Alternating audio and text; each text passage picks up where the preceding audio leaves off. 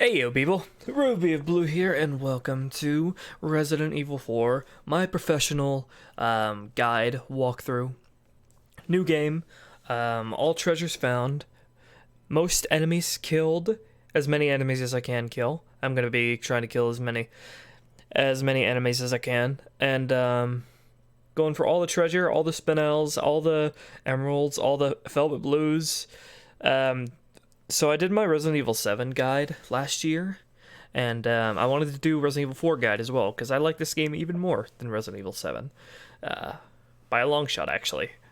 But I wanted to make this because, well, one, I love the game, and I've played it to death, so I know, like, everything about it. But also, I look around on YouTube for, like, guides on professional, and there just aren't any, any ones where the commentator or the player gets all of the treasure, all the loot drops, all the item drops and everything, but also plays like really competently. So I figured, hey, I'm gonna make my own. So that's exactly what I'm gonna do. Anything else to go through? There are many ways you can play this game. This isn't the end all be all to Resident Evil 4, you don't have to use my specific kind of weapons. There are a lot of weapons that you really don't have to use, but there are a lot of things that I'll do that you don't have to do. They aren't tactically superior or anything, but I just like doing them, and I just like using certain weapons. But this is just the strategies that I use, that I've learned in my years and years of playing this game. But also, I just want to show you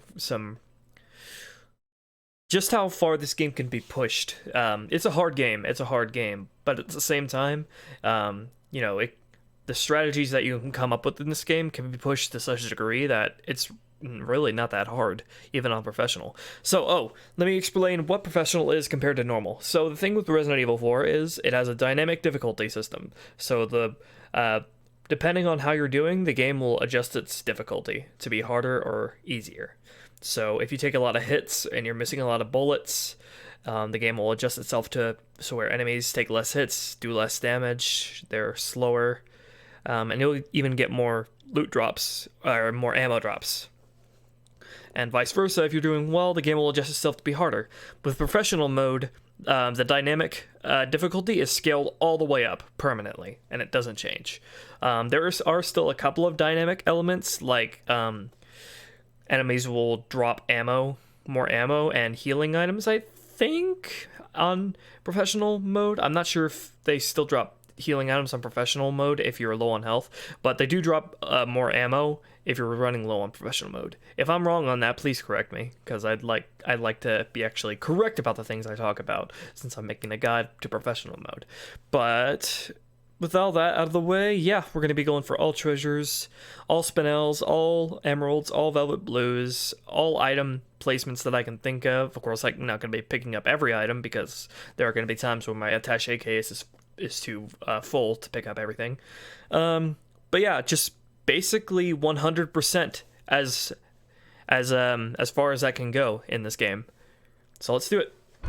Resident Evil 4. And I'm going to be skipping all of the cutscenes. So this is not where you want to go if you want to run down on the story. Oh, so I'm using the HD project mod, by the way, because it looks really nice. Okay, so basic pointers as we come here. You cannot move and shoot. That's purely intentional. It's part of why this game works so well. Going over the basics here. We have an attaché case. This will get bigger as we go on. First aid spray heals all health fully. Ammo for the handgun. We have a basic handgun that's at the lowest it can be at the moment. We're going to replace this later. And very useful skill in this game. You'll see me doing this a lot throughout the playthrough. Is quick turning. So you do this just by moving the camera in any direction and then aiming in that direction, and you will quickly turn in that direction. You have to kind of I've actually trained myself to hold the controller in a weird way to quick turn while running, which requires holding down the A button. It might seem a little weird, but you can get used to it, especially if you're playing with like an Xbox controller and you have the aim button on LT to aim and RT to shoot, which is what I have it on right now. Okay, so crows. 3 crows right off the start. Get some money that we can use with the merchant later. Spinel, which is a sellable loot item that there are tons of in the game. They sell for 2,000 pesetas. And boxes. Boxes contain randomized loot. It could be money, it could be ammo, or it could I don't know if it could be, if it can randomly be green herbs. I don't know. Yeah, green herbs. Sometimes some boxes have set items that will always be there no matter what. But others are randomized. So, coming into our first encounter.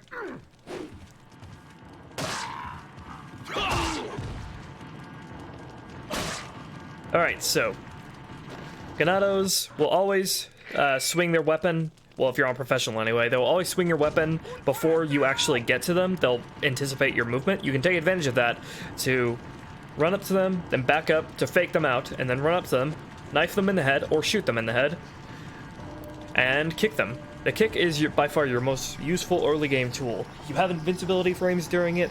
Of course, it does damage and knocks back the enemies, but it also, like, since it's a roundhouse kick, it hits like all the enemies around you as well. Extremely, extremely useful.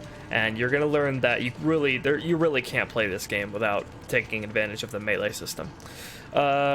Knife, super duper useful little weapon to save on ammo. Particularly when the Ganados are down, that's when you want to knife them. The Ganados are incapacitated for a really long time in this game, so that's a really good strategy to, of course, knife them to incapacitate them, and that'll render them immobilized. It will give you some breathing room.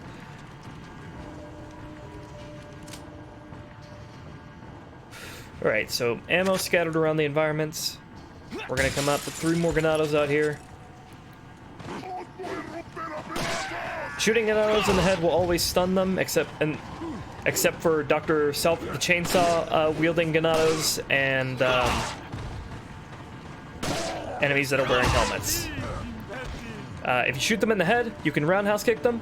If you shoot them on the knee, you can straight kick them.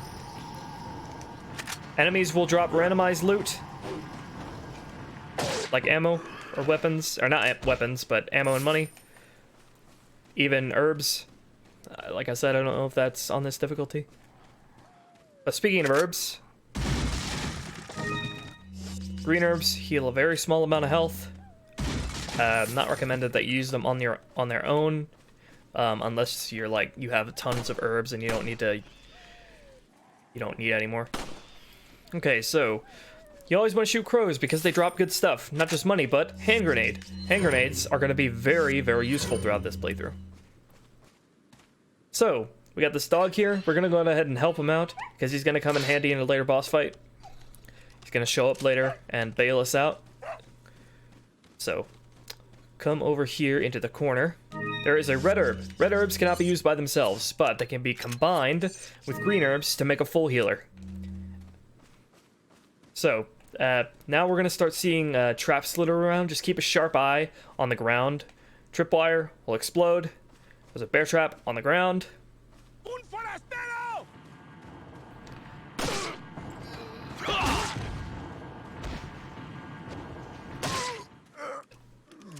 Again, just immobilizing Ganados and then knifing them while they're on the ground to save ammo. Very quickly you'll learn that the knife and the kick and the melee, just melee moves and knifing in general, is going to be, you're going to do that almost as much as you're shooting, if not more so.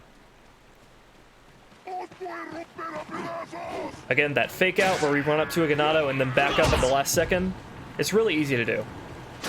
Because they anticipate you coming towards them at a really early stage, so you can really easily fake them out.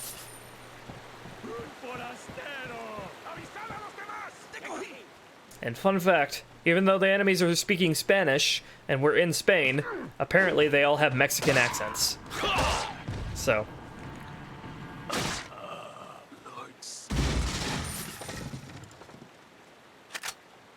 Alright, so this opening area is just basically meant to teach you, you know, the mechanics of the game. And you better learn fast because the game is about to throw you into hell. Absolute hell. Now, interesting thing about this fight is that we're going to take a left here. Is that... There's a green herb here. You can fight Dr. Salvador, the Chainsaw Man, twice. And get 2 rewards for it. Don't worry, jumping through there doesn't actually alert the enemies, because they're deaf, apparently. Okay, that hand grenade always spawns there, and we're going to use it. So we're just going to slip by this person. They'll always see you. They'll always see you, though. Sometimes, very rarely, they won't see you, but whatever. Alright, we're going to kill Dr. Salvador. The first time, stop on this little shadow triangle on the ground, aim way up, and throw the incendiary. And then run forward. Don't run forward too soon, because these 2 Ganados will run forward, and the incendiary will miss them. And then after that's done, unload on Dr. Salvador. So, Dr. Salvador's, unlike the other Ganados, doesn't stun from 1 hit to the head. He takes multiple hits to the head before he stuns, but if you fake him out, like we've been doing, like this, and then hit him in the head, then it will stun him in 1 hit. So now what we're going to do is we're going to run back to this house over here, avoiding these Ganados as we can, and running into this house.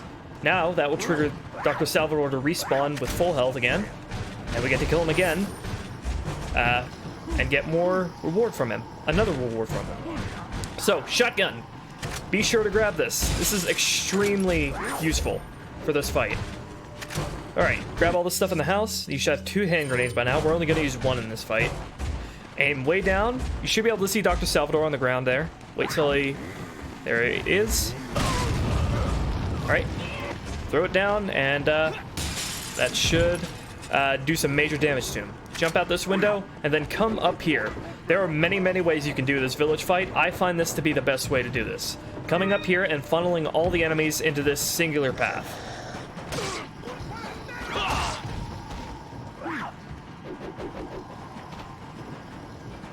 Alright, so we're gonna hold these guys off until Dr. Salvador comes. We should be able to identify him by the sound of a chainsaw. Oh!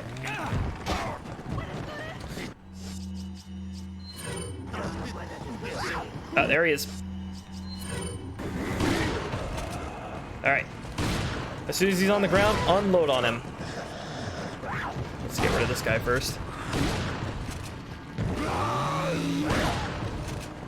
This 1 Ganado right in front of me is being a problem. You really need to keep them in front of you. Don't let them get behind you. Don't worry about conserving ammo with the shotgun. Just unload into him until he's dead. Now it's just a, you have to kill a certain number of Ganados for the fight to end. Oops. Just gonna use the green herb because our health is so low and they're doing such low damage anyway that it would be a waste to use the red-green combo. Don't worry about getting hit too much because, like, there's a mechanic later that necessitates healing anyway if you want to fill up your health bar, so it's really not a big deal if you get hit. I like to stay around the corner here because, as you can see, they're starting to throw things. And throwing Ganados are a giant pain in the ass. So you want to keep them out of your line of sight. And funnel them around the corner here.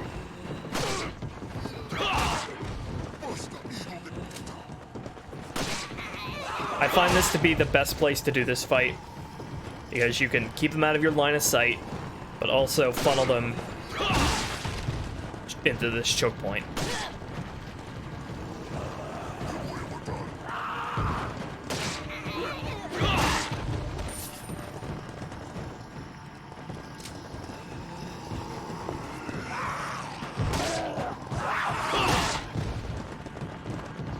I want that money there. So I'm gonna just venture into the middle of these guys and roundhouse kick them.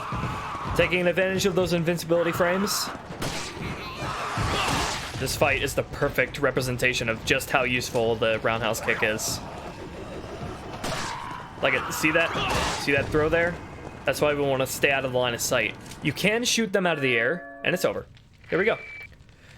You can shoot the axes and stuff out of the air, but if you can, if you're getting surrounded like that, if you can funnel them around a corner like that, a corner chokehold, that would be best. So we're gonna come back up here. Oh, I grabbed a spindle up here earlier, by the way. I didn't mention that, but I did.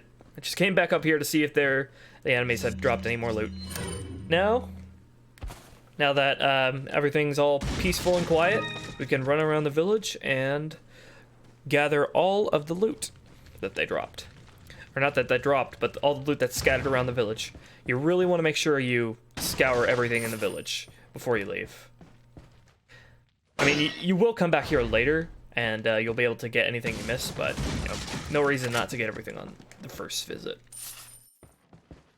That was a lock on the door there. You can knife it off. Oh, also, you can knife the locks off the door, or shoot them. Don't kick it, because it takes like 3 or 4 kicks to get the lock off the door. So here's something you can do if you're not doing my strategy. You can barricade the doors, which will block them out, but I don't find that very useful. In fact, I do the opposite. I often destroy cover just so I can kill enemies faster later. You'll see what I mean later.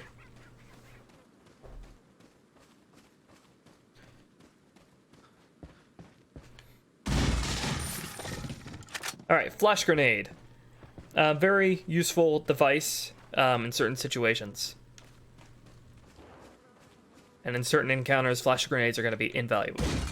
Alright, yellow herb. Yellow herbs are cannot be used on their own. They have to be combined with a green herb, at least a green herb.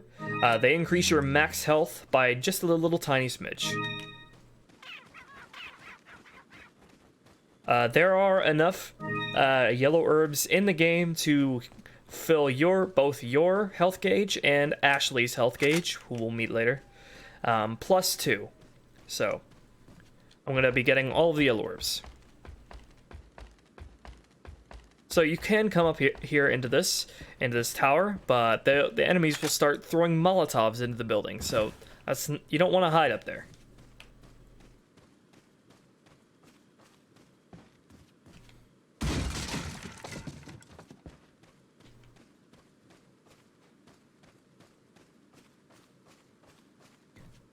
So, I like to think that the village fight is sort of the gatekeeper to serious players versus players who, aren't serious.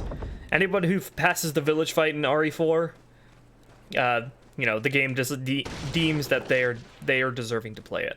Okay, so, we got blue medallions here. There are 7 in the farm and 8 in the cemetery later. If you get 10, you get a free gun from the merchant, who we're going to meet later. If you get all 15, you get the free gun, and it comes with a free upgrade to its firepower. So naturally, I'm going to be getting all 15. So there are 5 Ganados in the farm here. They're all scattered about, so they're not going to be a problem.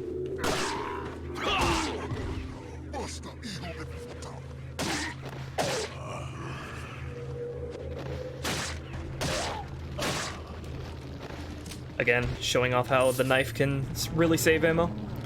So there is a jewel over here. If you shoot it now, it'll land in the dirty water, and it will not be very valuable. But if you shoot that and then collect it, it'll be worth much more. Because a dirty jewel, a dirty treasure is obviously not as desirable as a clean treasure. Also, cows. They won't attack you unless you attack them first.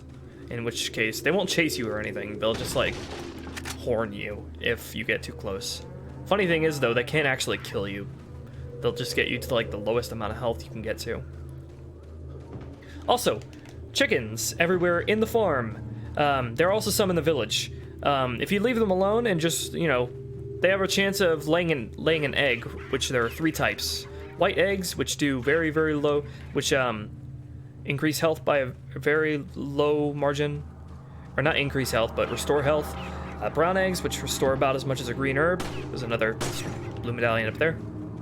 And the gold egg, which is very rare, is a full healer. So naturally, that would be really nice if we could find one of those.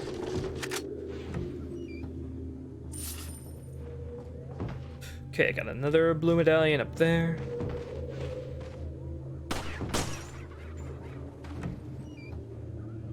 Spinel.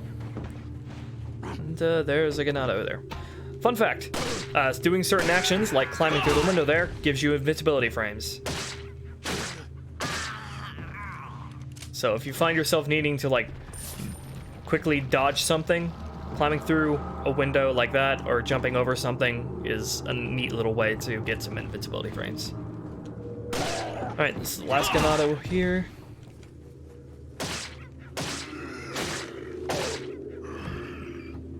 Big thing in RE4 is inspect everything, because there is tons of goodies hidden all over the environments. If it looks like you can open something, you probably can. Like a cupboard or a cabinet, you can. Alright, one on the windmill there, and one in the distance way over there. As you can see, with this gun, the laser sight aiming reticle is really squirrely.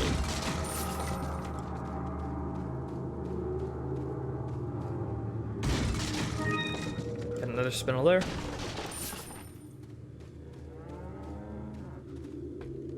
Okay, we're gonna climb back up here, and we come over here. We will find another treasure, a special kind of treasure. This is the beer stein, the first treasure, which if you sell it on its own, right away, it won't be worth very much. But there are 3 jewels that you can insert into it that increase its value as you go on, as the game goes on. So keep an eye out for those. And don't sell it until all the treasures are inserted. Next, we got QuickTime events. Just simply do whatever it says on screen.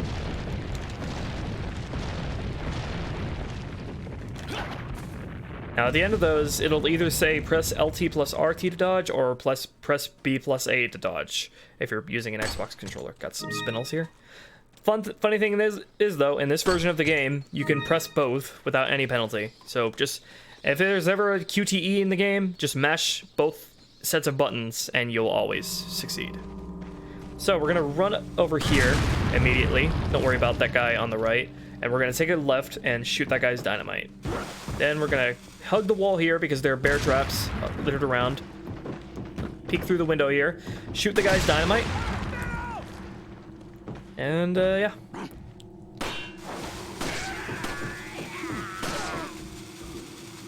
Just gonna... Oh, it blew up in his hand. Okay.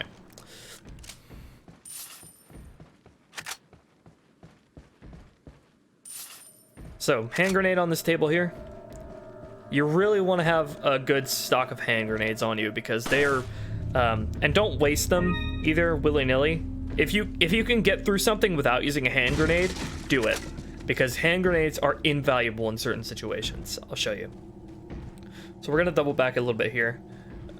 There are traps littered all over here. Just keep a watchful eye out. Some more boxes. That spider is fucking huge.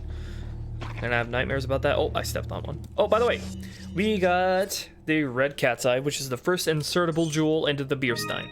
So keep an eye out for cat's eyes. There are 3 total that you can put into the beer stein for maximum selling profit. Knife off that lock. Alright, tripwires, shoot twice here. As you can open this cabinet over here.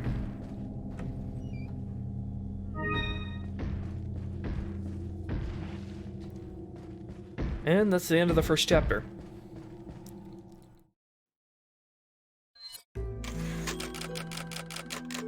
Okay.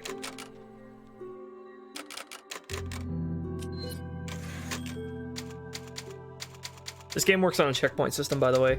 But if you want to leave the game and like quit the game, you do actually need to save on a typewriter or at the end of a chapter. Okay, so upcoming QuickTime event in a cutscene. Just do what I said before. Mash both A and B and LT and RT.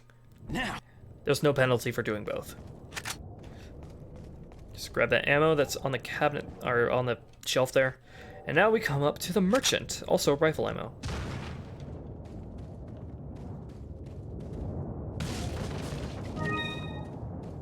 The merchant is a big part of why each playthrough of this game is so interesting. This game is so replayable. But we're not going to talk to him just yet. We're going to back out, run past him, and come back here. There is some goodies. Alright, I am going to go ahead and use this to free up some space, get some extra, increase my health a little bit, then combine these to make some full healers. And I'm going to hold off on rearranging my attaché case. Welcome. Alright, so merchant, you can buy, you can sell ammo, weapons, loot and grenades to him. The only things you cannot sell to him are key items, obviously. So we're gonna sell the 7 spinels we got, the ruby we got from the first Dr. Salvador, and the pearl pendant we got in the farm. Thank you. Okay, you can buy weapons and treasure maps from him, and increase the size of your attaché case, which is what I'm gonna do. Thank you. And then you can buy the treasure map for the village, but I'm going to show you where all the treasures are anyway. But if you're doing this on first playthrough and you're not watching a guide, obviously this might be really useful to you, and it really doesn't cost that much. So right off the bat, we have available to us a rifle and the TMP, rocket launcher, scope for the rifle. So the rifle is a really useful tool in general, but you're gonna get a rifle later that's more practical. The thing is though, this rifle has a really high firepower, especially after you upgrade it fully. So if you get this rifle, you really don't have much need for a magnum, which is gonna end up saving you money. Also, this rifle is cheaper than the rifle we're gonna get later, but trade-off is that this is a bolt action rifle, so you need to, you know, work the mechanisms or bolt, I don't know what it's called, every time you take a shot. So what do you want? Which do you want? Increase in firing speed or increase in firepower? You know, it's up to you. TMP, my favorite weapon in the game. Honestly, it's not really a necessary weapon, or and it doesn't really do anything that the pistol can't, but it's a fun weapon to use, and I find it really useful. It's the fastest weapon, so I find it useful on bosses that move really fast and require a lot of bullets to take down. I am going to be getting this, but not right now. I'm going to save that for later because I want to save up on an attaché case. Rocket launcher, very useful weapon, but it's very expensive. If you're really struggling on a boss, you know, you feel free to buy one and use it on the boss. But I am not going to be buying a rocket launcher at all at any point in this playthrough because I can do without it. Scope for the rifle, totally unnecessary, but if you want that little bit of extra zoom in the rifle comes with a scope already. So the scope for the rifle is superfluous, but if you want higher zoom magnification, you know, buy it if you want, but it's going to take up space in your attaché case. You can buy first aid sprays, one burst first aid spray per merchant encounter. Okay, so really interesting stuff right here. We can tune up our weapons from firepower to firing speed to reload speed to capacity. This is obviously very handy. Thing is though, I am not going to be sticking with either the handgun or the shotgun. These are not my final weapons that I'm going to be using throughout the rest of the game. So to save on money, I am not going to be upgrading these at all. But if you feel the need to, it could be worse, because the more you upgrade a weapon, the higher its value increases to sell to the merchant. So right now the handgun is worth 4,000. If I were to upgrade it, it would be worth more. So, you know, you still end up net losing money, but just not as much if you decide to upgrade a weapon then sell it later if you want to buy something else. But if you do decide to upgrade a weapon and you want to buy a different handgun, for example, later on, I'd recommend upgrading the firing speed and reload speed. Only upgrading those if you want for the handguns in particular. Just for saving, you know. Don't get every upgrade if you want to buy a different handgun later on. Just choose which upgrades you want to get, which you feel are going to be the most useful to you at that moment. but you know, it will end up saving you money if you economize what upgrades you decide to go with. So we're gonna be sticking with these unupgraded weapons for quite a long time to save money, because with the weapons that I'm going to be getting, I'm gonna need quite a lot of money.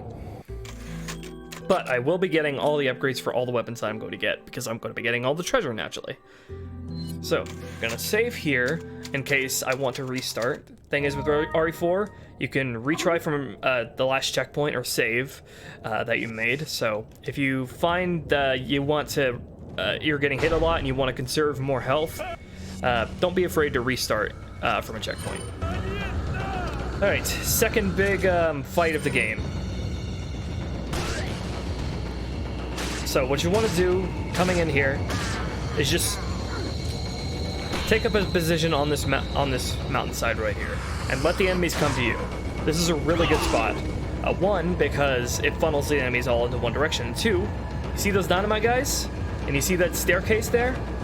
The enemy AI in this game is really bad, but they're also really useful.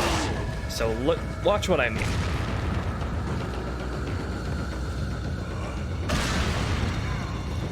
If you stay up here, the dynamite guys will end up blowing up a lot of the enemies for you. Oh, lucky random hand grenade drop there.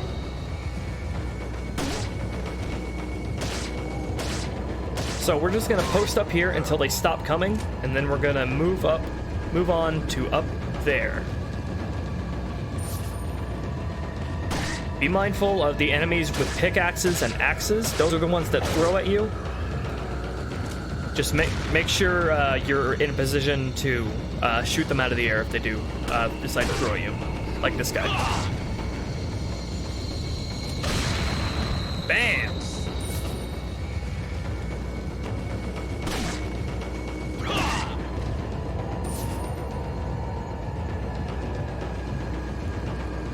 So another neat bit of advice: if a Ganado is running, if they're running, shooting them in the leg will always end up making them trip.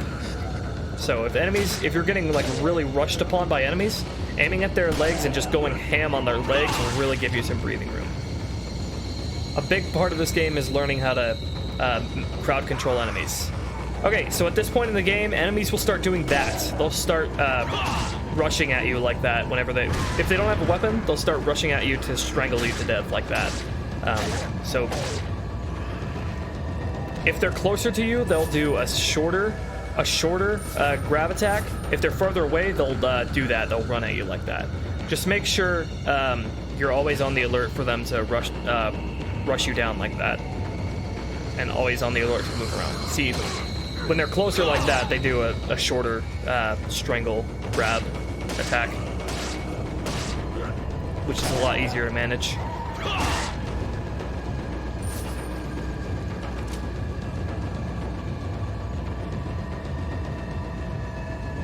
Looks like we might be almost done here.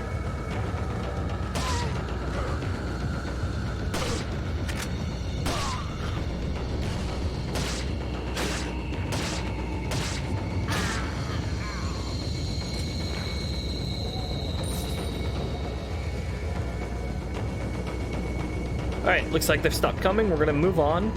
We're gonna move to the top of the mountain here, which is probably the best place to hold them off. One of the best, anyway. There are multiple ways to do this, naturally, as there always is in this game. I'm gonna take out this guy that's up here. So, once you come up to the top here, the second wave of enemies should spawn. What you want to do is you want to stand around this spot right here, but not too close, because that'll force enemies to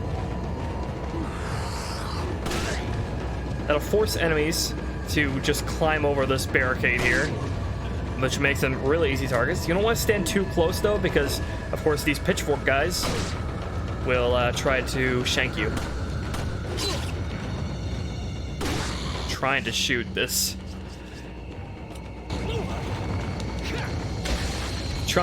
barrel here, but these guys are getting in my way. There we go.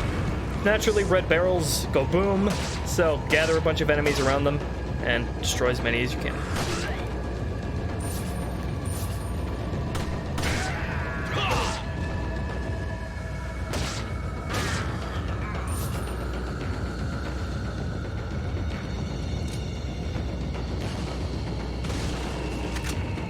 That barrel there always contains 5 rifle shots.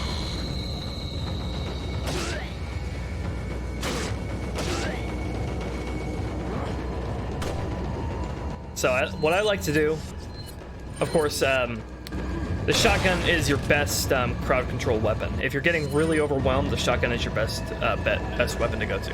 What I like to do is to gather enemies up into really tight clusters, and then use the shotgun on them, which sends them all flying.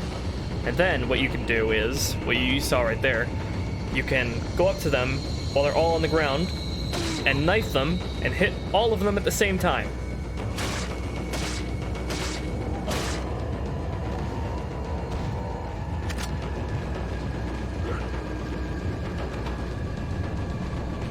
You'll learn quickly that your weapons aren't so much for gunning down the enemies as they are for chaining into knife and melee combos. I mean, if you're at all interested in, you know, conserving ammo and making sure you don't run out.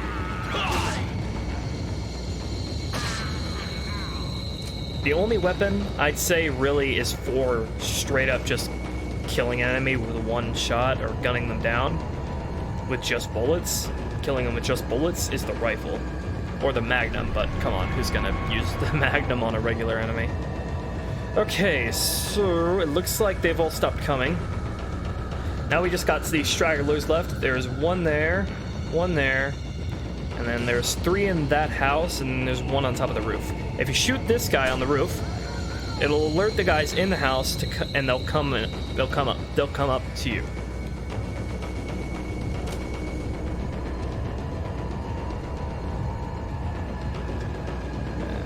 Oh, here they come.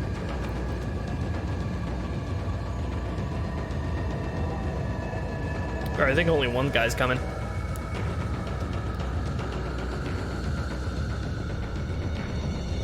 Just gonna wait for him to get up here. So, what we grabbed earlier was a half of an emblem. We're gonna need that to open the door to exit this area. Oh, here comes another one.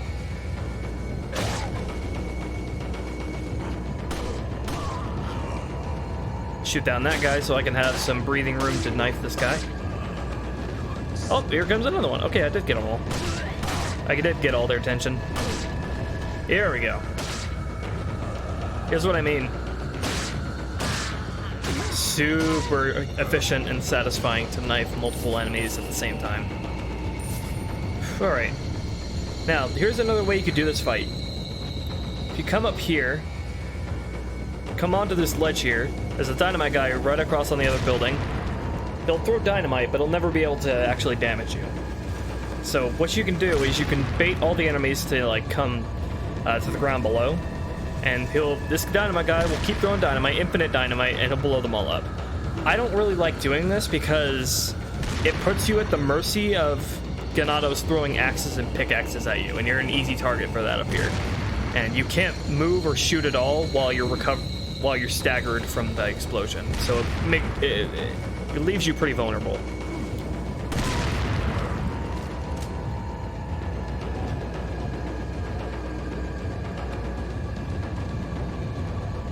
You'll know once you've killed all the Ganados when the music has stopped.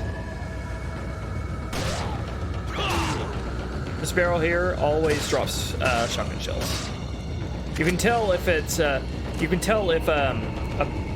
barrel or a box always drops something if the glow around it is white rather than green, red, or blue. Once again, just inspecting the environments here, grabbing all the loot. Just make sure you search every nook and cranny of this game, because it will always yield good stuff. And there's this guy up here. I'm just gonna gun him down so the music can stop, because it's hurting my ears! Alright, that should be all of them. Yep. Peace and quiet. So, items dropped by enemies will disappear within a certain amount of time, so you don't want to leave them lingering around for too long. Also, there's a red barrel here. I didn't use it here, but you could try to use that if you want. Got the other half of the emblem. Okay, we're gonna come back down here because there's some good stuff in this house.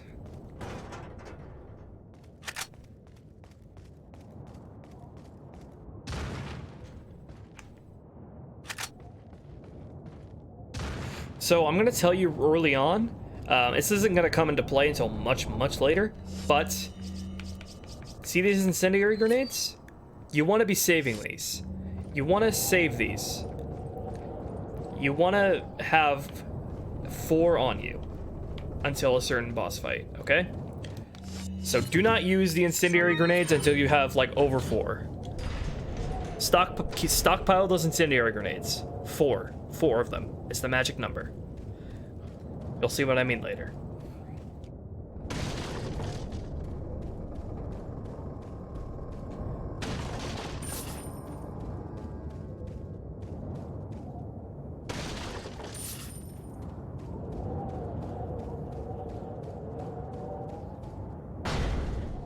So, got another treasure over there. We can't grab it just yet. It's out of reach, teasing us. We'll get it soon. Don't worry. All right. Gotta make it through this abandoned factory here. Shooting those guys down so I can knife this guy.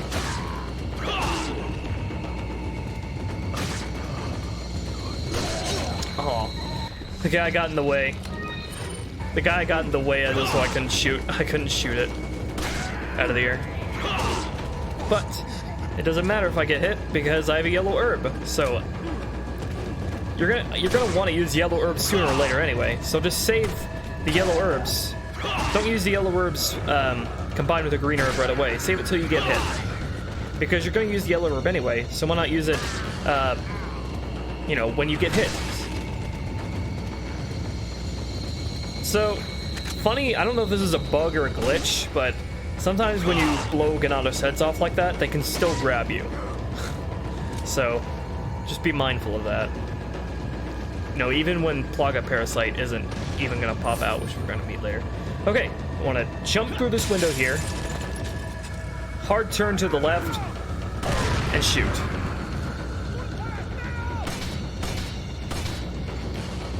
When Ganados are throwing dynamite, the dynamite's hitbox increases like in size drastically, so it's really easy to hit. Watch for these bear traps on the floor.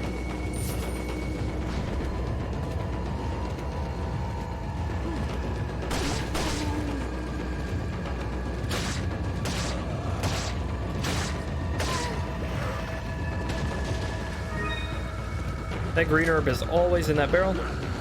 Got one more Ganado coming at us through the door over there. So we're gonna get the treasure we saw earlier over here. The Elegant Mask, like the Beerstein, is another treasure that increases in value as you insert 3 more treasures into it. So hold on to it and keep a lookout for extra treasures that you can fit into it. Alright, music stopped, but there's one more Ganado at the end of here.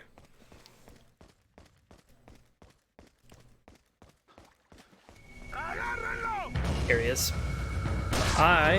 You can actually Sparta kick these guys right off of ledges. If they don't die from it, you know, them landing on a ledge below will do a lot of damage. So, extra loot in the water here. I'm gonna take a little bit of time here to organize my inventory, because if you saw those fish in the water, we can actually kill those guys and pick them up. And they are healing items. Who would have thunk it? So this is a big part of this game. Gaining OCD simply from this game and having to make sure your attaché case is neat and tidy.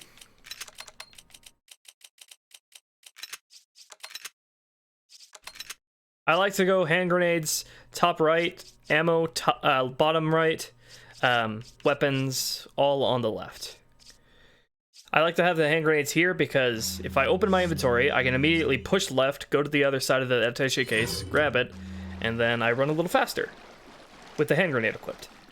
when you have a hand grenades equipped, you run just that little bit faster, so it's nice to, you know, have it really easily accessible from the inventory. Alright, we're gonna grab these fish, so I can sell them later. They're not worth that much, but it's nice to have that little bit of extra cash. You got this big-ass, large bass, which is a full healer, but it takes up a ton of inventory space. Gonna grab as many as I can.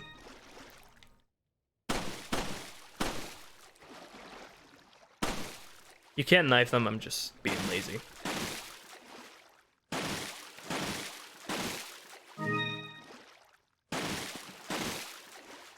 Sometimes they don't die from one swipe or shot. Alright, that should be all of them.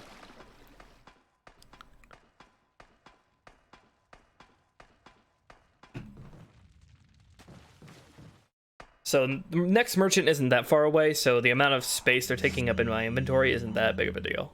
So we got some crows right out here. Shoot that one first, otherwise it'll fly away. And then shoot the tripwire and it'll kill both of those birds. And then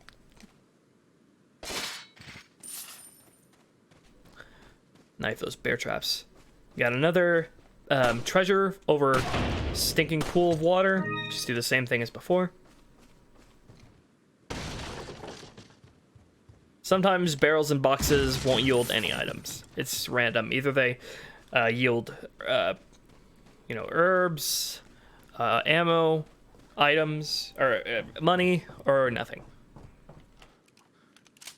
Alright, here's a super simple puzzle. Just select up and left, and there you go.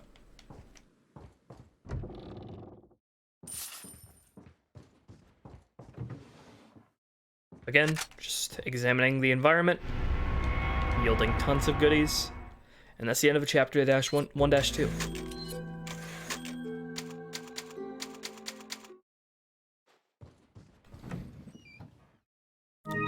You can come into this room here, get an extra cutscene, and a broken window. So, come down here into the bathroom here. We've got a nice little Ganado taking a rest. Just gonna interrupt his day. And wonder why the hell there's a urinal in here rather than a toilet. Do not understand the logic behind that. Got an incendiary in here. Okay. You can combine green herbs with each other. Green plus green equals more health, obviously, and then green plus green equals a full healer.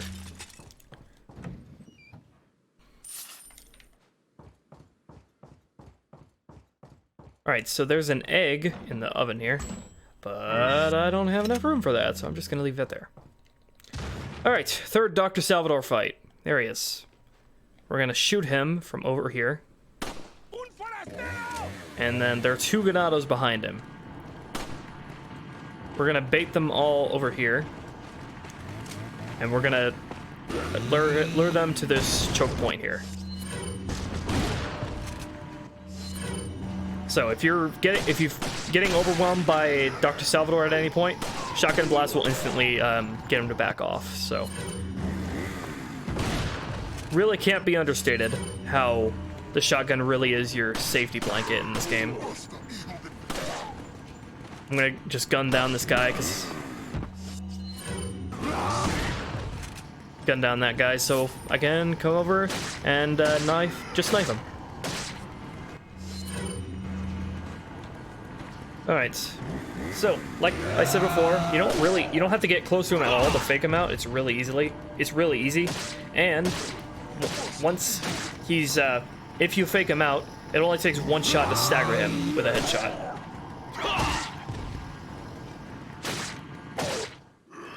I don't think I mentioned it before, but I think it's fairly obvious. Dr. Salvador will kill you in one hit.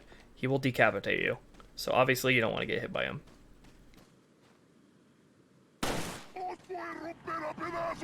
It's really worth it to go after all the enemies and all the bosses in this game, because they all drop rewards for killing them.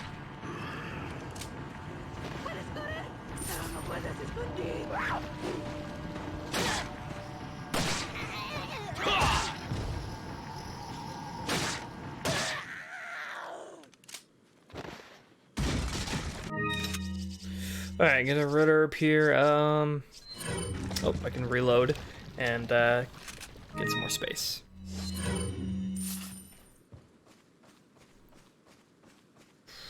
Okay, I actually picked up an extra hand grenade earlier, if you remember from that enemy drop. So that means I am free to just use this up.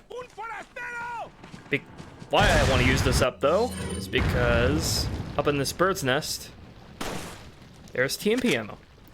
Since I'm going to be using the TMP and I'm going to be using a rifle later on, that's why I've been keeping this rifle ammo here. I'm going to be stockpiling all the set ammo placements that I can find. So we're coming back to the village here for a second time. I'm going to kill everybody. Shoot that guy to get everybody's attention. And I'm going to lure them all into this chokehold over here. This also works for the village fight in the first village fight, this chokehold here. As long as you don't make sure like none of them actually get inside the building.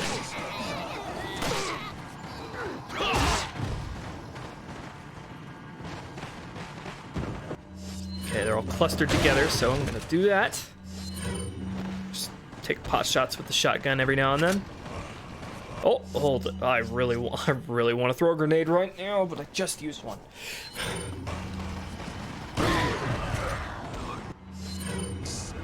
That was that for crowd control.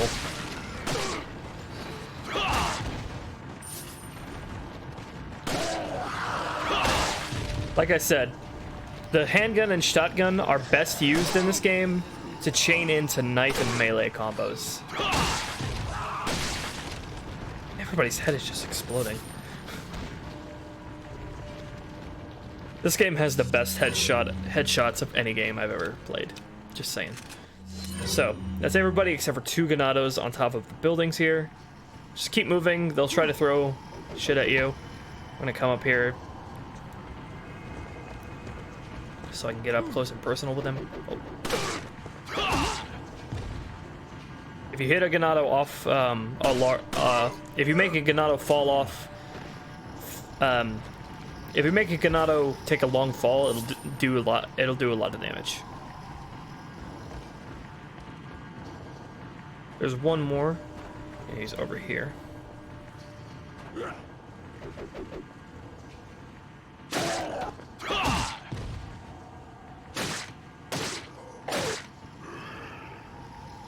And there we go.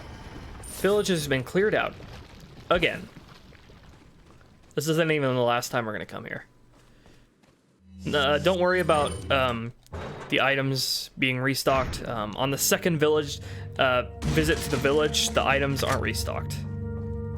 On the third, though, they are. So keep that in mind. TMP ammo on there. So you want to shoot this lantern here. There's a spinel inside. Also, these lanterns will naturally have the same effect as an incendiary grenade on Ganados that lands on. So keep that in mind for when you see lanterns hanging on the ceiling in fights. Another lantern here. Shoot that, and it'll reveal these items on the ceiling.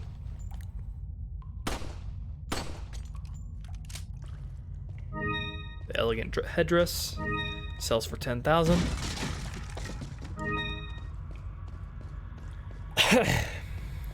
And we meet the merchant again. Now we can sell these fish.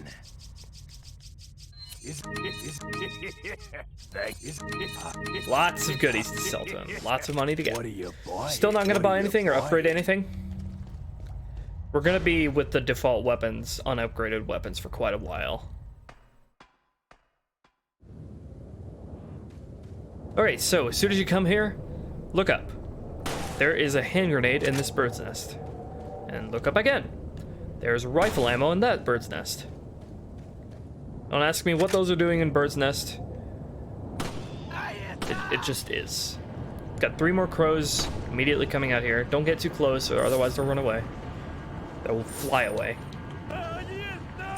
Alright, so here we come into the cemetery where the last 8 blue medallions are.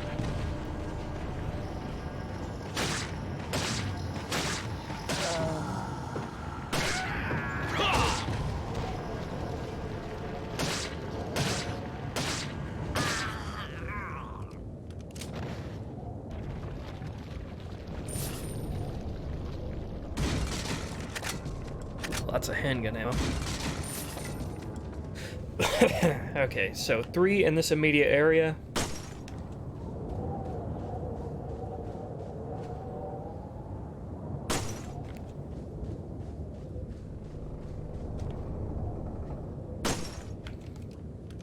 Five more to go. If you get 10, you get a free gun. If you get all 15, you get that gun with a free upgrade.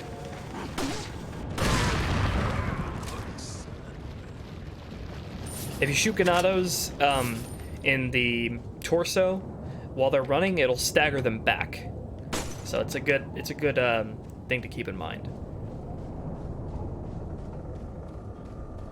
So come over here, just enough to let this guy see you, and then shoot the dynamite out of his hand. Okay, another blue medallion up here. Pretty well hidden. Alright, so we got the second insertable piece into the beer stein. You got to do a little puzzle though to get it, so here's the combination. 3, 4, 3, 3, 3, 4, 4. There we go.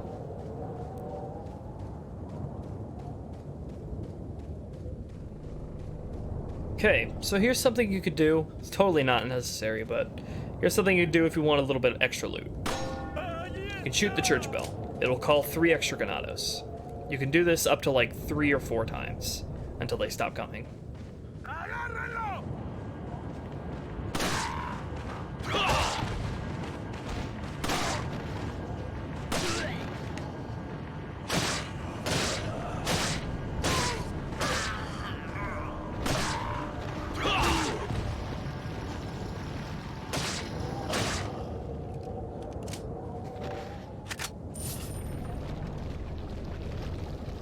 So I'm gonna keep ringing the church bell until they stop coming.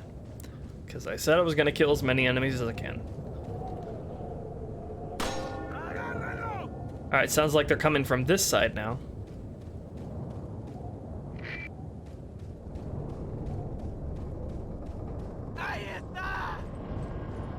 Yep, here they come. Got 6 enemies now since I called all of those guys. This guy's throwing shit at me. I really want to be careful not to knock these guys off of here. I'm gonna lure them all over here. Okay. Say cheese. And this guy's being a real pain in the dick. So I'm gonna shoot him in the dick. And knife all these people. Oh, one fell in the water. I don't want them to land in the water because then I can't get their loot.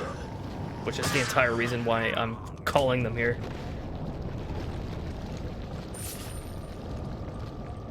It's okay, so there should be one more wave that I can call with the church bell.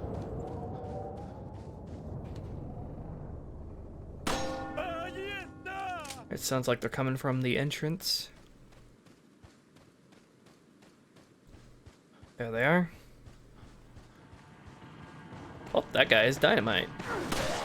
Oh. Nice.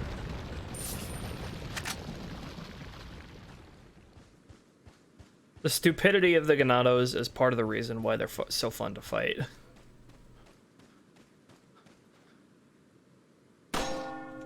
Yep, that's all of them.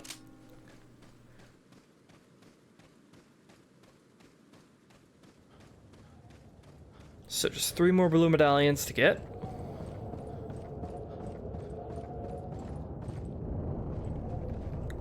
There's one under here. One here. And another, the last one is there.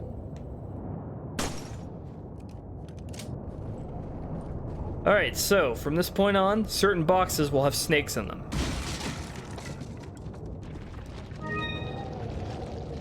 If you don't kill them immediately, they will bite you. Do a very low amount of damage.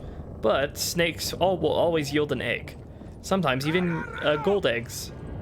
So, thing you can do to instantly kill the snakes is to get really close to the box, so close that you'll destroy the box and kill the snake in one swipe.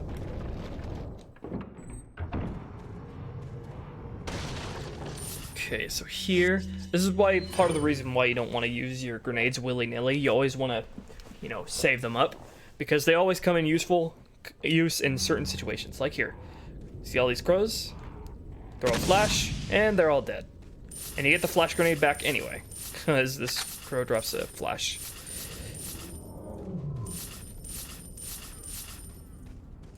A good thing to do in this game is to, you know, keep a mental note. It might be too much to ask, but keep a mental note of how many grenades you pick up from the environment that are just set there, and how many grenades you pick up from random enemy drops.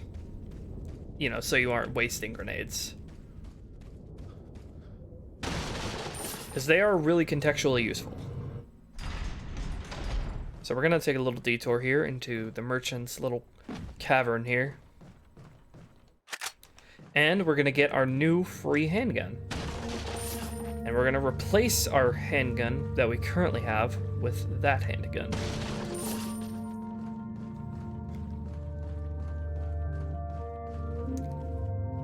Got some. What are you selling? What are you? All right, buying? so the Punisher. This is the weakest handgun in the game, but we are going to be replacing it with replacing our current handgun with this, because this one comes with a free upgrade, so it has 1.1 firepower. Our current handgun has 1.0 firepower. All the other stats are the same. So there's absolutely no reason not to use this handgun, since we're not going to be upgrading these two guns anyway. If you were upgrading, if I was upgrading this handgun, it would already be it would be stronger than this. But since I'm not upgrading this handgun, I have no reason not to use the Punisher. Plus, the Punisher has a special ability where it can shoot through one enemy and hit the one behind it. So it's a net gain to use it. So there's really no reason not to use it. We're going to be selling both later anyway. I'm not going to be upgrading either. So plus, I actually think that Punisher looks the coolest out of all the handguns, and it has the coolest firing sound as well. So I actually quite like the weapon visually and auditorily. All right. So that, yeah, we're gonna be playing around with the Punisher for quite a while. Like I said, the Punisher has a piercing ability to where it shoots through one enemy and hits the enemy behind it. I'd recommend the Punisher if you really, really like using the handgun, not to chain into melees particularly, but if you just like firing the handgun over and over. If you like using the handgun to gun enemies down, then I'd recommend the Punisher. Especially because it's exclusive later on, it gives you the ability to pierce through up to 5 enemies. Just got another quick time event here, same as the last one. I'd recommend the starting handgun, the default handgun that we started with, if you like critical headshots.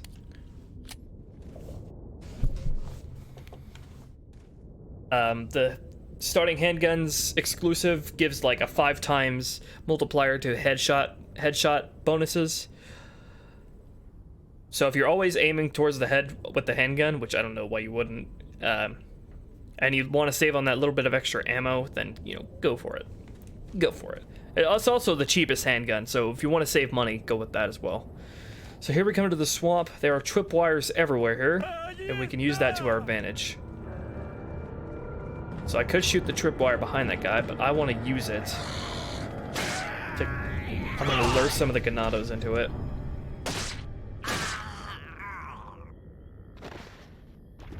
I didn't shoot there because that'll alert the guy back there, and then he'll run into the trap. I want to save it. I'm going to shoot this one though. Hear that Punisher firing sound? I love it. Also, there are tons of snakes around here in the swamp, and like I said, snakes always drop a healing item. Brown egg, white egg, gold egg. I'm gonna use an egg.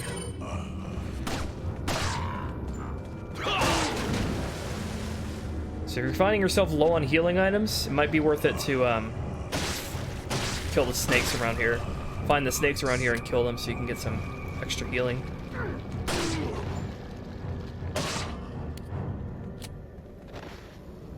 So once you kill all the ganados that are in the immediate area here, one wave will spawn from the entrance. They should spawn now. And this is what I saved the tripwire for. You see them? And there's the Punisher doing his job. I shoot these guys so that they're all properly lined up together, so they all die in the explosion. Well, I got 2 of them. You can see the Punisher's special ability here to shoot through enemies. Punisher is for people who aren't concerned with handgun ammo and just like gunning enemies down.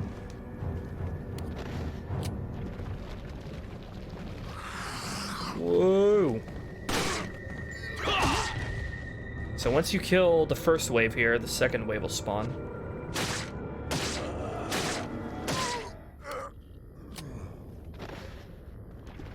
So we're gonna come down here to this other tripwire.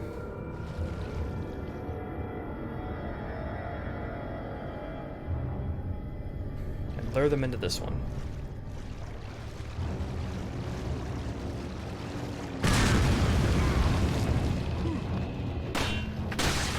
Oh, that headshot. Oh, can I shoot this guy?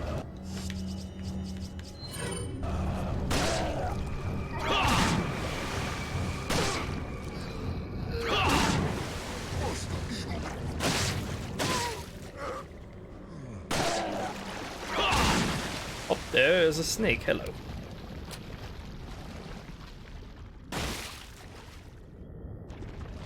Dropped a white egg. I've only gotten white eggs so far. They're the most common and the weakest healing items. Brown eggs are stronger. Gold eggs are full healers.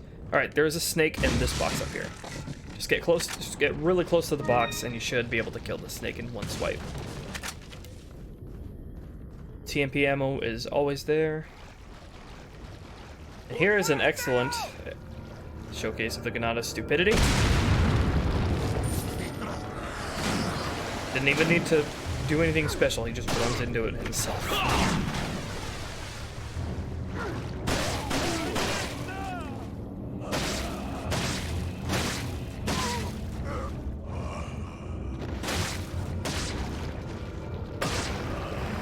Probably noticed by now, but knifing enemies in the face also stuns them, just like shooting them in the face does.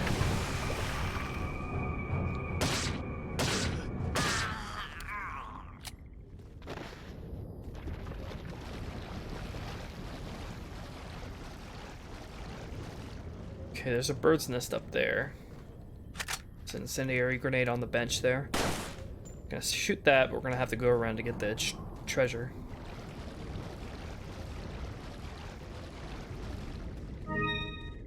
Antique pipe.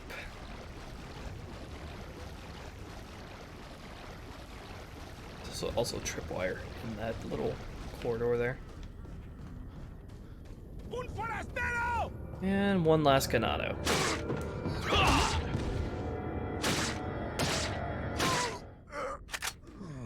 And should be a snake in here. And I just keep getting white eggs. Funny thing is, you can throw eggs at enemies and it will stun them. If you throw eggs at enemies' face, it won't do any damage, but it will stun them. If you throw eggs at their face, it will actually, you know, let you do a kick. So it's pretty funny. That is correct, Reticent Wolf. Lone Wolf, as far as you can 100% this game, that's what I'm going for. Red herb up there in the grass. There are lots of red herbs hidden all over the place.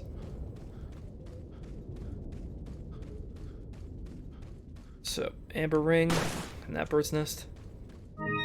Or not amber ring, that's later. That's later, this is a gold bangle with pearls.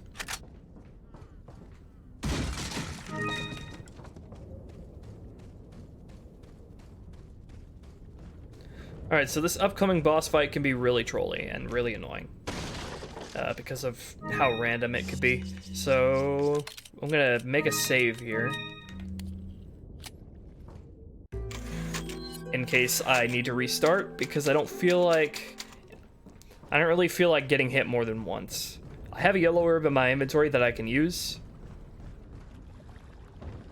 if I get hit once, but I really don't feel like getting hit more than once. So just get in the boat and drive right over to this piece of land over here, and we got a boss fight. So you can control the boat left and right, but don't hold right completely because it doesn't work for some reason if you do that. You have to sort of like feather the controls a little bit to, you know, dodge Delago, that's the boss's name, dodge his attack.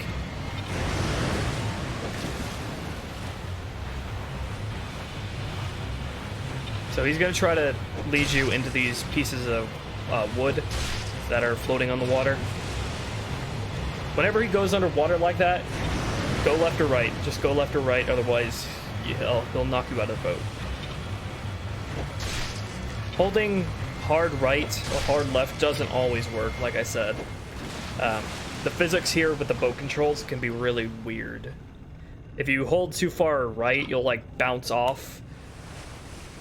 You'll like bounce around and end up like just floating around the middle.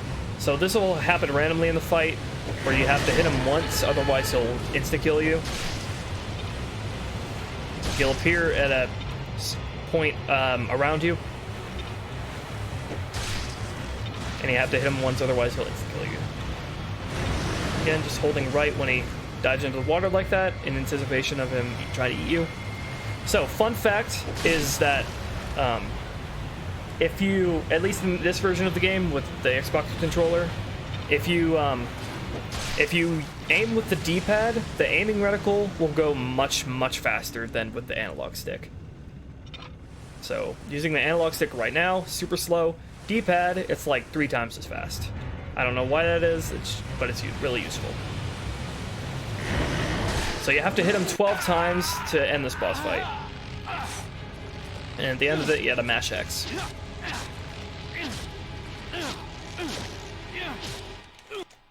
And there we go. Alright, next chapter is a little bit of a breather. There's a lot of running in this chapter.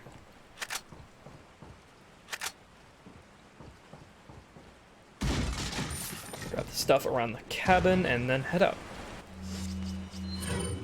I'm gonna go ahead and free up some space by eating this yellow herb. I have way too many grenades. I have 6 slots left. Okay. I'm gonna sell all the eggs and...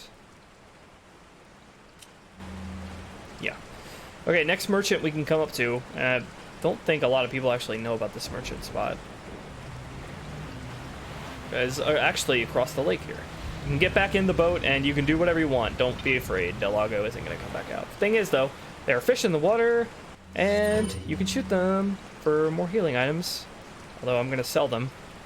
I don't have enough room for the large bass, but I can get like 2 smaller ones. Do not do this before you do the boss fight, because if you shoot the lake before you kill Delago, he'll come up and eat you and you'll die.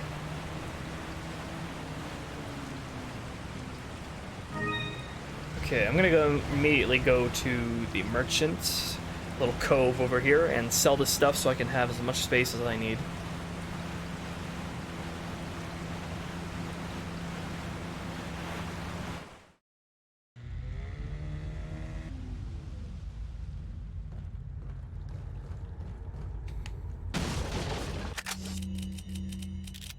Okay, sell this stuff before I start looting. Got some. What are you selling? Sell these eggs, sell the bass. Okay. I'm gonna talk to him again in a second. So here's one of the hidden spinels in this lantern here. There aren't that many spinels hidden in lanterns. There are only like 3 in the game I can think of, so don't go crazy about shooting every single lantern. I'll show you where they all are.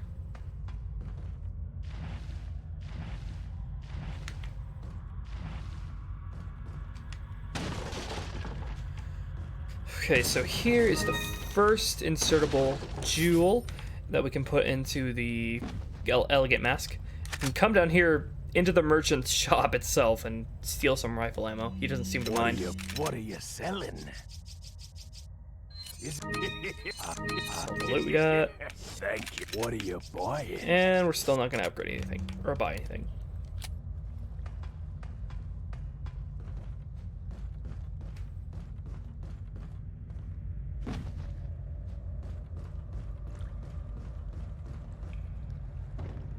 Alright, we're out. Now we're gonna go fight some optional enemies.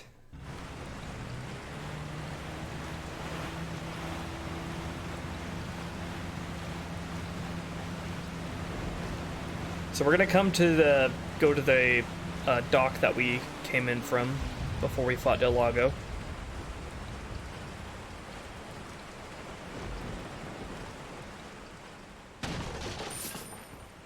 We're gonna go meet some cute puppies.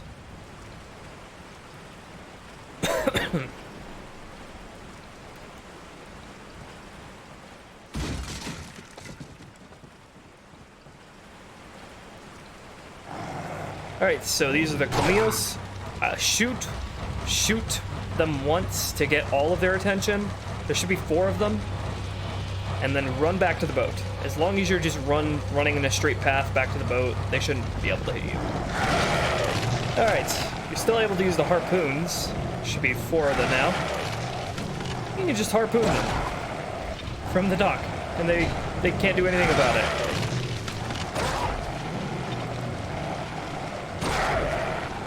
Just a bunch of chumps.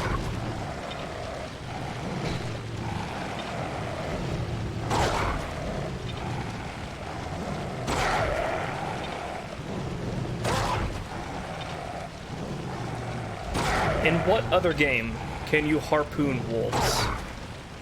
I mean, maybe Skyrim.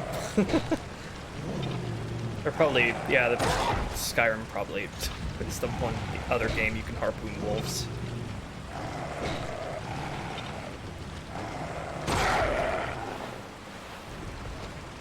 And we get some free cash. So we can go back into the swamp we came from and fight some more ganados, and the boxes there, the items are restocked. I'm going to do that later, though. I'm not going to do that right now. Nothing in that bird's nest.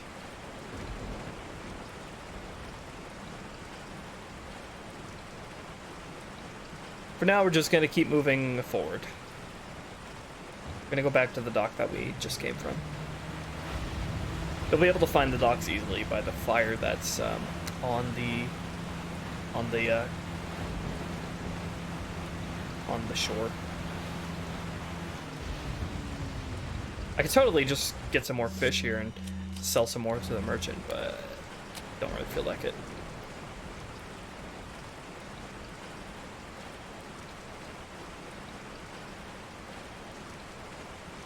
Well, I was thinking about mods.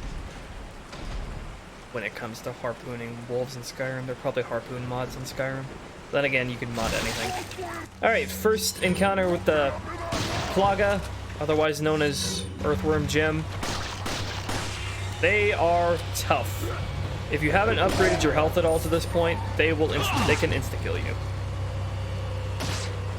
So from this point on, every single ganado,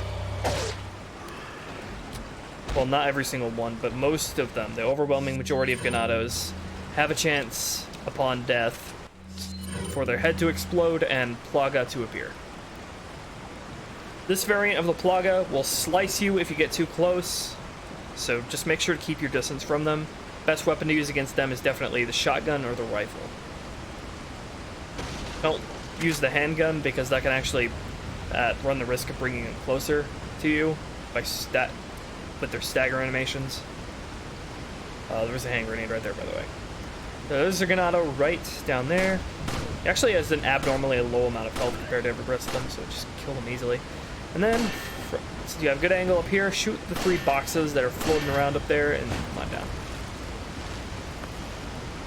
So as soon as you come down here, turn left. There's a spinel on the cliff.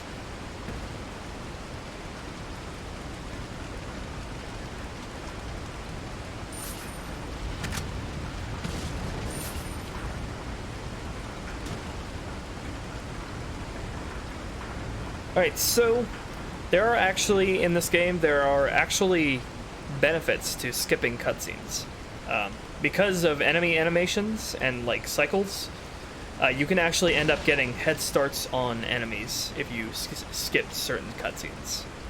Because, you know, their animation has to, from the cutscene, has to keep playing into, like, into gameplay. So you can actually get a head start on them. This is one of those times. I'm going to show you. As soon as you jump here, there's a cutscene. Skip it, and you can just run right past this guy. And right up the ladder here. And this is yet another showcase of the brilliant intelligence of the Ganados. And this is a really, really useful and abusable stat that you'll find throughout the rest of the game. It's just knifing Ganados as they just try so hard to get up to you.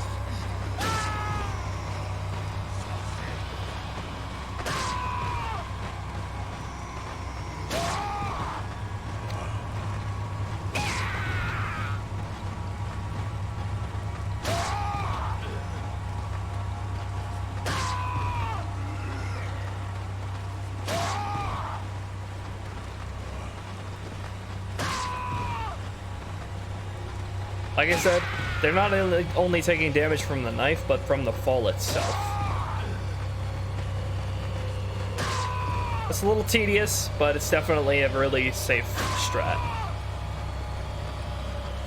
This looks like the last guy. Alright. Look up before you enter the cave. There should be the amber ring.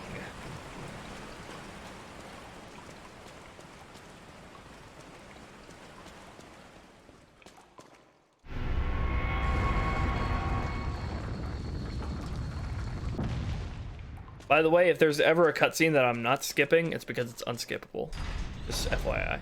Alright, as soon as you come out of that door, turn right, destroy this. There's a hidden spinel. Don't worry about these bats here. They're loud and annoying, but they don't actually hurt you. They're not zombie bats like in Code Veronica. We're gonna take a little boat ride, and we're gonna loop back around into the merchant's cavern that we found earlier.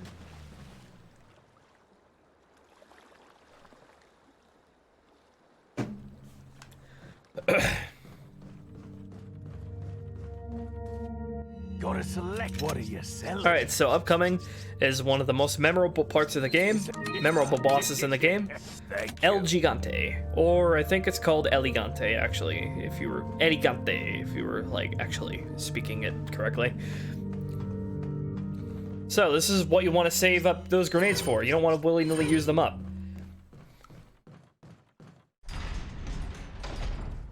But, before we fight El Gigante, we're gonna go fight through the swamp, again, because enemies have respawned in there, and so have items.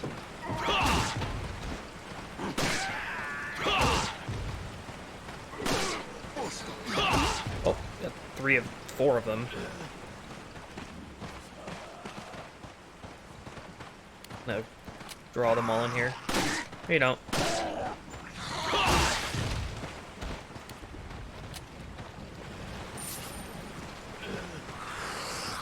Okay, so from this point on, certain Ganados will be holding torches. About half of the torch-wielding Ganados will try to blow fire in your face. What you can do is, right before they're about to blow the fire into your face, or even as soon as they start the animation to do so, you can just shoot them anywhere in the body and they will light themselves on fire. What you want to do is you want to shoot them twice, because they won't die immediately. You can essentially light them on fire twice by shooting them twice. Later on, it takes like 3 shots to light them on fire. Light them on fire like 3 times, but they'll always die. Nope, this is new game. This is the HD PC version, Twin Leaf. And yes, this is New Game. I think a guide made on New Game Plus is pretty worthless.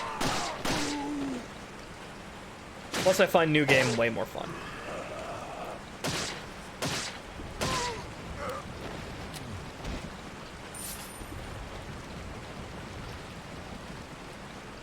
So let's see if this guy blows fire into my face so I can show you what I mean.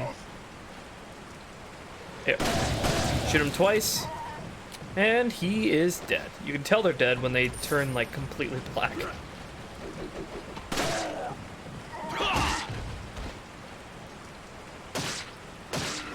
Don't worry about dark areas, by the way, because Leon has a flashlight literally on his belt. So, anywhere you look is automatically lit up. Okay, there's another snake here, but it's like it was before, but the box it's in is switched. It's on the one on the left instead of the one on the right. And we get a gold chicken egg. A full healer. We're going to be holding on to that. That's going to be useful. Oh, hello.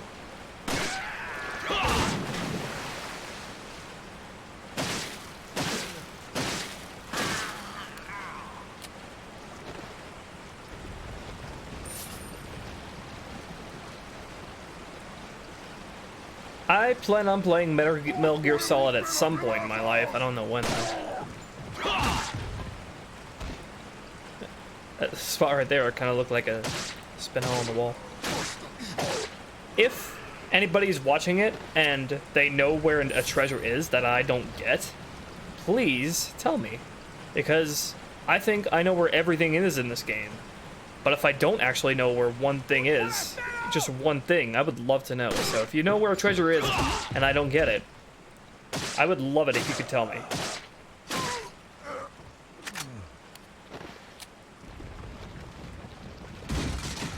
Alright, that's it for the swamp. I'm going to equip a grenade so I can run faster.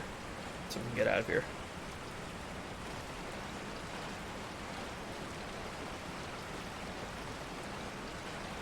Alright, now we move on to the Elegante boss fights. Grenades are absolutely invaluable for the Elegante boss fights. In fact, I recommend just not using grenades at all for the rest of the game, except for a few certain spots, because you're gonna need them for the Elegante boss fights.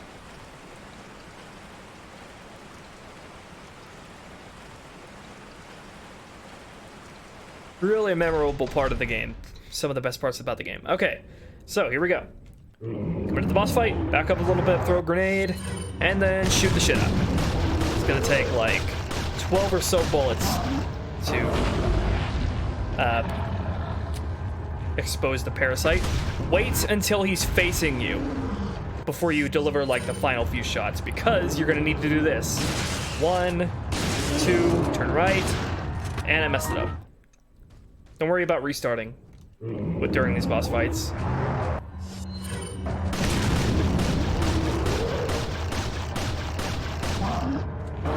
This is probably way easier, way more efficient if you actually upgrade your handgun. Wait till he faces me. 1, 2, right, 3, mess it up again. It's really precise, don't worry about it. Don't worry about it. Get it right the first time.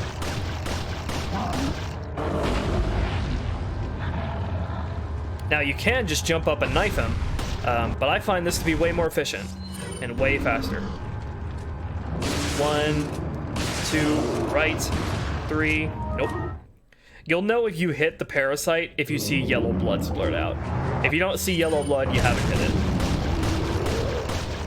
I should probably try backing up a little bit.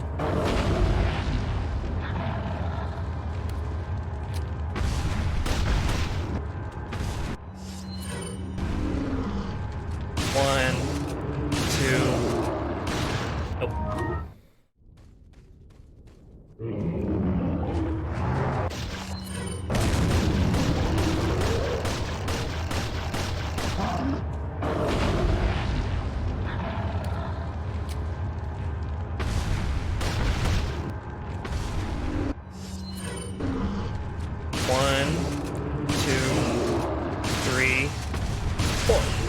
Alright, just one more shot to deliver, Okay, before you throw the next hand grenade, just run around him. Just juke him. Oh, he's picking up a tree. That means he's gonna swing it at me. Just get ready for the quick time event.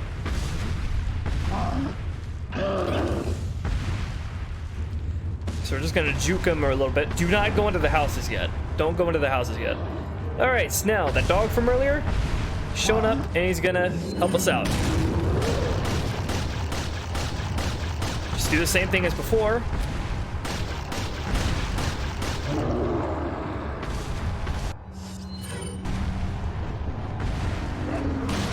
Oh. And there you go. 5 shotgun blasts from an upgraded shotgun to the parasite will be enough to kill him. If you've upgraded the shotgun at all, it'll only take like 4 or 3. Or 4, yeah. It's even easier then. Running low on inventory space here, so I'm gonna go ahead and use up that stuff. I didn't even need to combine it with the red herb there. That was a total waste of red herb, but I guess I just want the inventory space. I had full health anyway, so it didn't matter.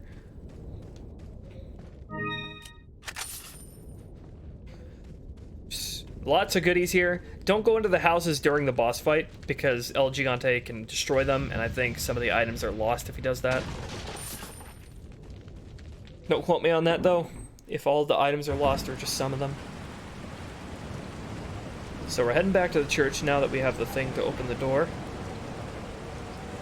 We're gonna encounter 3 more Comillos, wolves. Before then, there's a snake in this box. Oh wait, never mind. That's not. That was the first time we came here. Don't listen to me. It's not like I'm making a strategy guide or anything. All right. As soon as you can see the first Comillos, you want to shoot it. It'll only attract it'll attract 2 Comillos to come to you, but not the third one. Or it'll only attract 1.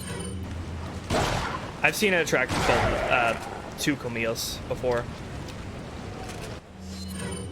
I guess if you're far away enough, it'll only attract 1. But it would probably be better if I attracted both, because it's a little dicey to attract the second one. Yeah, here it comes. So try to get some pot shots off before it. General rule with the Comillos. Oh, they're reloaded. Score some pot shots while they're approaching you, and then when they get close, shotgun them. Shotgun is generally your best bet against Comillos, but TMP also works really well.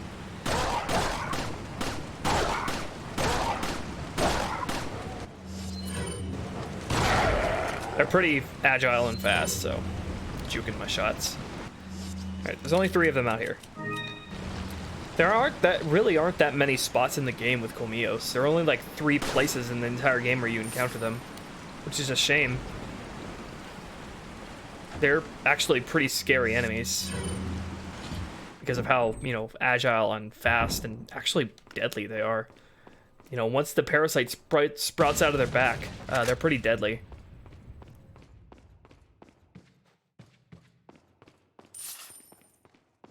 Got some money on the altar there, just stealing the offerings. No big deal.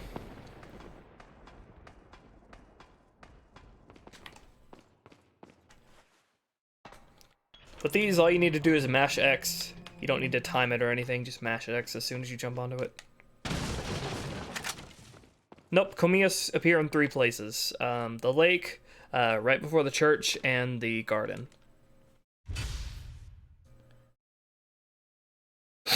Alright, puzzle combination is 2, 3, 1. It's 1, 2, 3, 1. It's the exact same puzzle as an Ocarina of Time.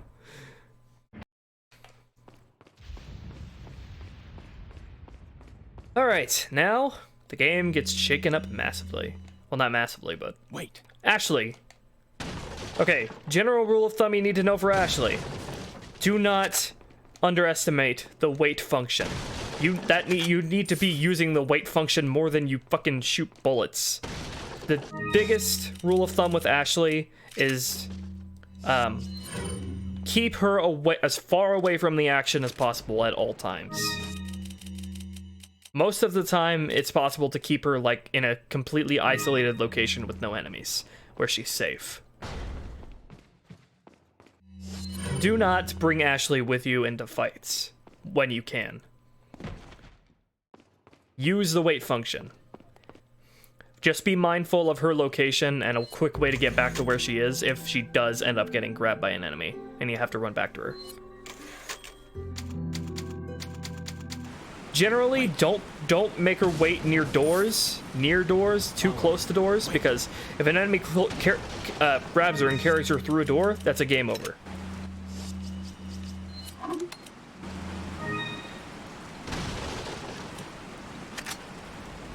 Follow me. Alright, so we got some ganados right outside the church, but we're gonna go back in, because there are some enemies we can fight early. So we got the zealots here with crossbows, no less. You're supposed to encounter these guys much later in the game. Well, not much later, but a little later. You can encounter some early in the church. These are actually from the cutscene that we skipped. And we can suplex them. So every, with the zealots and later the militia men, islanders, later in the game, you can suplex them if you make them kneel on their knees. That doesn't work with the villagers, but for some reason with the zealots and the soldiers, you can suplex them. If you do that,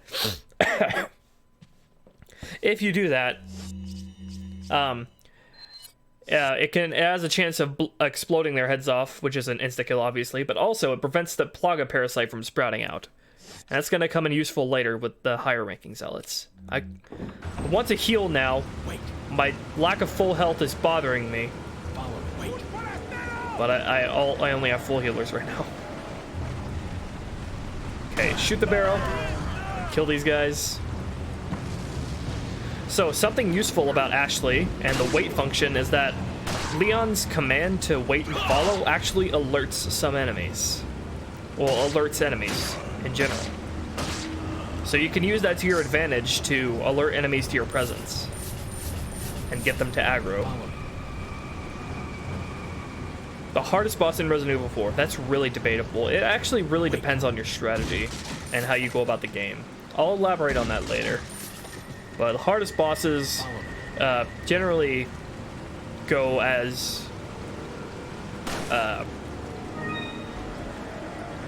maybe Krauser, Verdugo, Double El Gigante,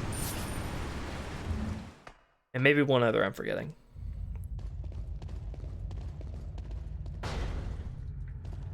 Welcome. Alright, so at this point in the game, a new handgun becomes available. It's the most powerful handgun you can get. It takes up more inventory space though. And its reload speed is low, and firing speed is low. It's the Red 9. And it can't hold as many bullets as the other ones. But it's the most powerful handgun in the game. So if you're concerned about concerning ammo, Red 9 is a good handgun ammo saving weapon because it's very powerful.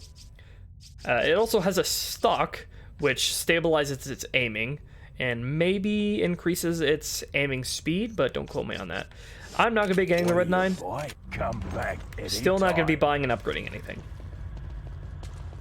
Wait.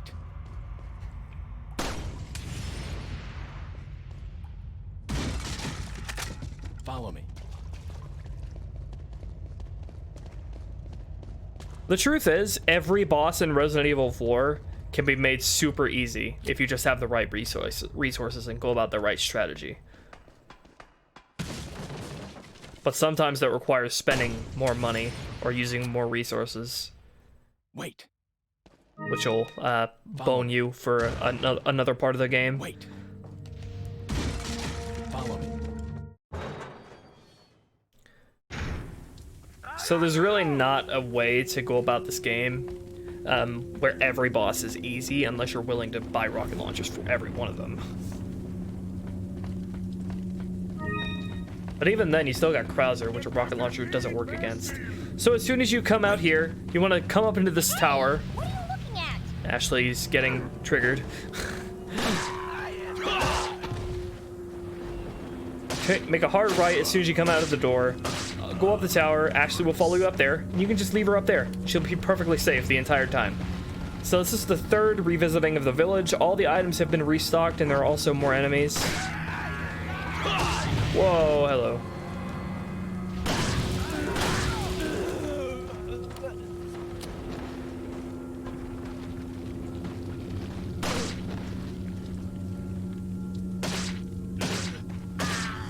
So since we need to kill all the enemies here, and we need to run around restocking all this, or grabbing all the stuff that's restocked in the village, we should naturally leave Ashley in a safe location. Oh, okay. Leave Ashley in a safe location.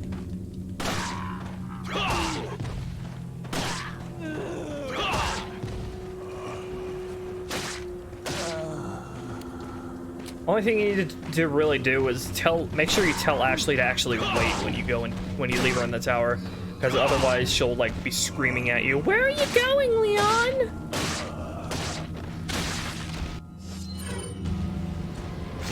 Parasite.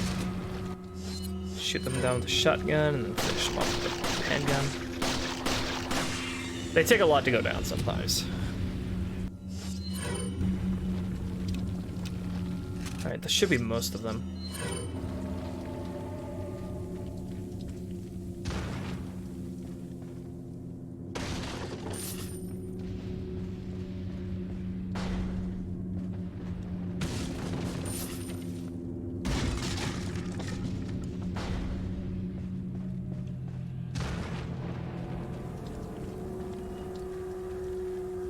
So all the boxes in the village are now restored, so if you have all the box locations memorized, you can hit them all.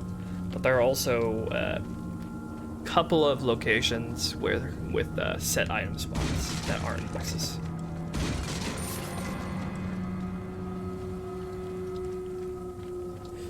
Just a side note here, I really wish this game's mouse and keyboard controls function more like the Wii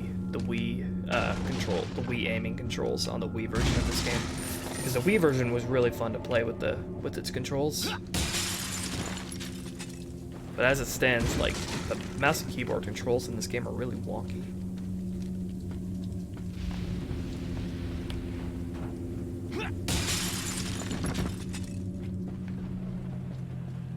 Okay, there's some TMP ammo in here where the hand grenade used to be.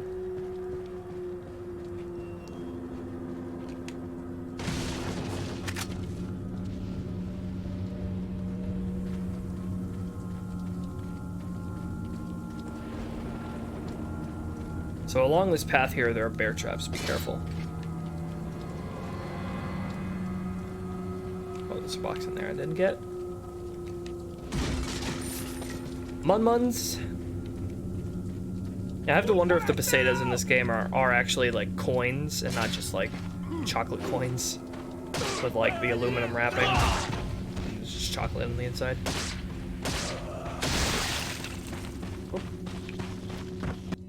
Hello.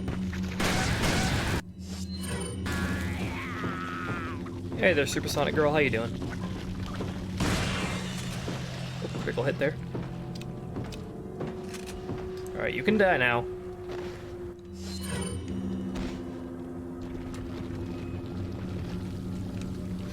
Alright, that should be all the enemies. Let's go get Ashley. Follow me. She can't climb down a ladder by herself, you gotta catch her.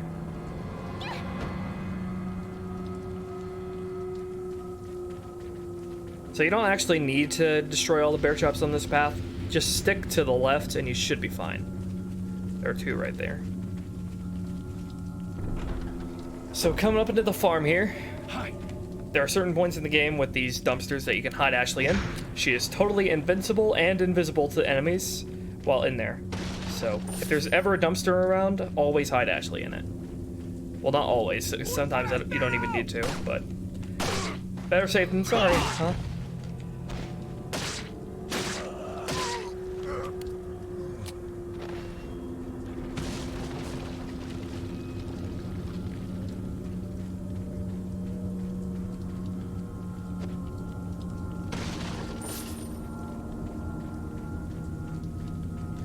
Alright, so come over here behind this fence and then shoot the ganado to get all their attention. Don't get too close though, because there are two guys up there on the bridge that will throw shit at you. So these guys feel the need to not go around, but to just climb over the fence. So this is a good way to just get them really vulnerable.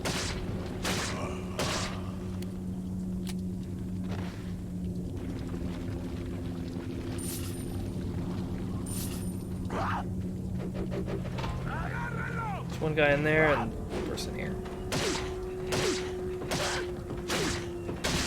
Oh. Whoop. Didn't even have a chance to say hello. Poor Earthworm Jim.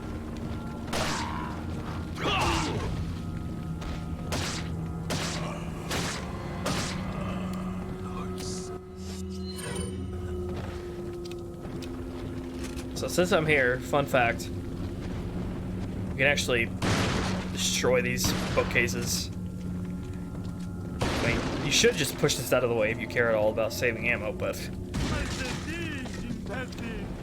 I didn't actually feel like fucking dropping down from up there, especially when it didn't even yield an item, so I just shot the bookcase just to see if there would be an item. Just get rid of these bear traps to clear the way so Ashley doesn't get herself stuck in them. It won't kill her automatically, but it will do some damage.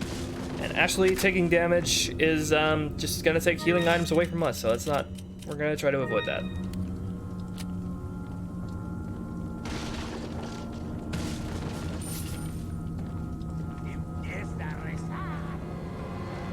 Ganato's making death threats at me through the wall.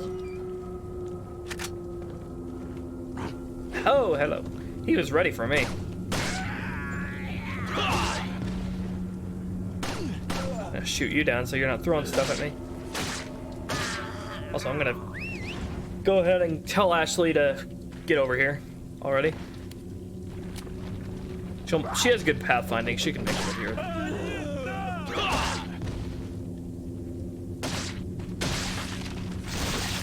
Oh, tell her to wait.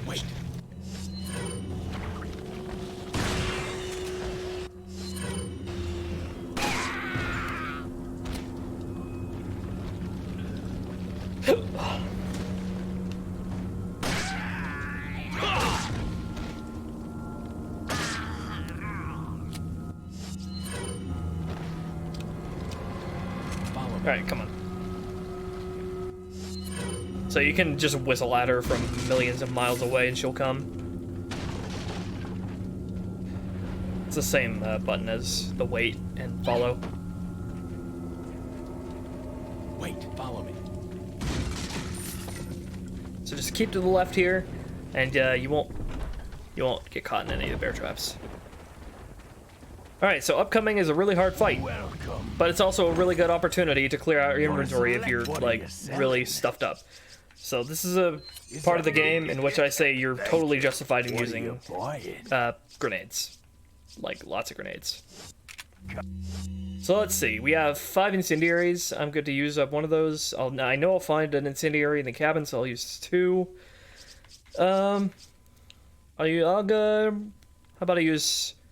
I'll use as many flashes as I need and 2 hand grenades. I'm back anytime. So, I'll show you how I like to go about this boss fight.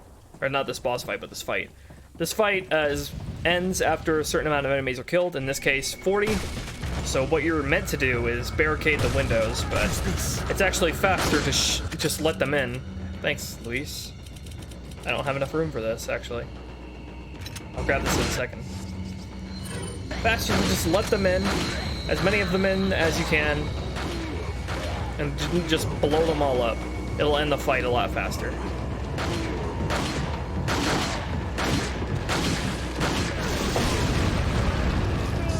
There we go. Fuck it, I'll use 3 hand grenades since Luis gave me an extra one.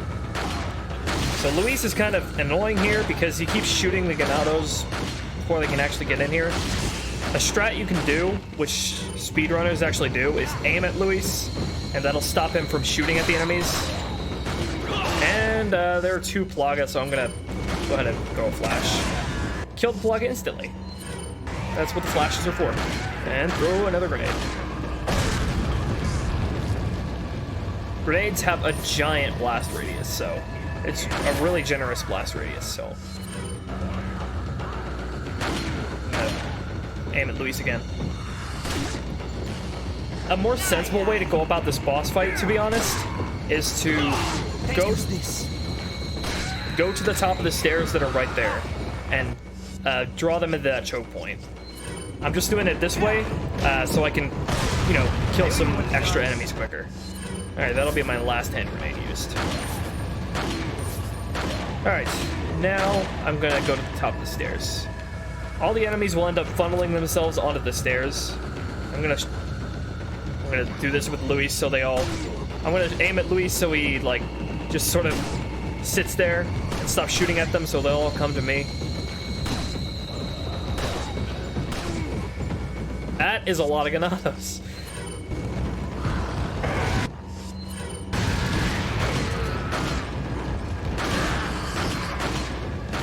Oh, hello! He, like, went right past me. I wasn't paying attention, actually. So... I want to stop Luis from killing Ganados before they get to the staircase, so I can actually grab the loot. If you actually kill them fast enough, you won't. The second phase of the boss fight won't even activate, where Luis tells you to go to the top of the stairs, where Luis tells you to go upstairs. Of course, that phase is now activated, but the fight's actually almost over because of how many I killed with the hand grenades. Like I said, gotta kill 40 of them. There we go. So, in the second phase of that boss fight, the Ganados will put ladders up against the windows. And they'll start climbing up to the second floor. But we ended the fight so quickly, we barely even got to see the second phase of that fight.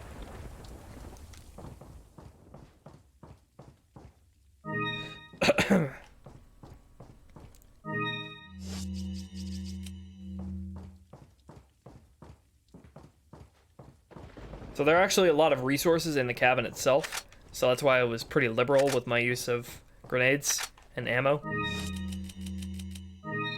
Plus that fight's pretty hectic on its own, so I think it warrants the use of more resources than usual. Kind of hard to, you know, sit down and knife an enemy on the ground when you're surrounded on all sides. Follow me. Alright, so in this upcoming segment, we can go one of two ways. Well, we can go both ways, but we can go two ways. Either through a route where we have to fight another Elegante, or through a route where we have to fight two Chainsaw Sisters, plus a whole bunch of more Ganados. I'm going to be doing both, because both has a lot of treasure and loot that I can get.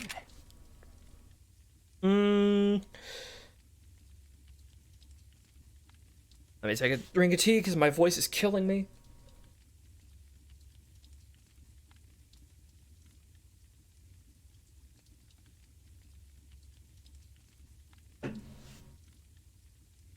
Alright, so, now, I'm actually going to buy this EMP. Or I would love to if I had space. Okay. I'm gonna sell 2 flash grenades. I have way too many. I only use 1 flash grenade in the cabin fight. Usually I've used like way more because there like tons of Plaga like to spawn in that boss fight or in that encounter, but I didn't get the opportunity to use like that many. So let me just make some space here for the TMP. So like I said, the TMP, you could really do without it. It's totally not a necessary weapon to use. I just like to use it because it's my favorite weapon. I like guns that shoot really fast. Shoot lots of bullets really fast. That's my kind of weapon. I gotta sell 1 more flash. What are you buying? But I do find that the TMP really excels in boss fights, particularly with bosses that move really quickly, like Elegante, Verdugo, Mendez, and even bosses that don't move quickly but just require like a whole bunch of bullets, like Salazar. What are you buying? I will be buying the stock for the CMP. I don't have enough space for it at the moment, but I will be buying it later. Once again, stock not necessary, but I just like the way, you know, the stock, well, the TMP as it is right now, you hold it at your hip, and so the aiming is naturally lower. When you buy the stock, you hold it at your shoulder level, so it's easier to get headshots once you get the stock, because your aim will naturally be closer to the head when starting to aim. All right, so capacity. I can upgrade it to 100 right now, but I'm going to hold off on that because when you upgrade capacity, any bullets that are not in the gun get added to the gun with capacity. So your gun gets fully reloaded whenever you upgrade capacity, basically. We can use that to our advantage in multiple cases. Particularly with the Magnum, but also with the TMP.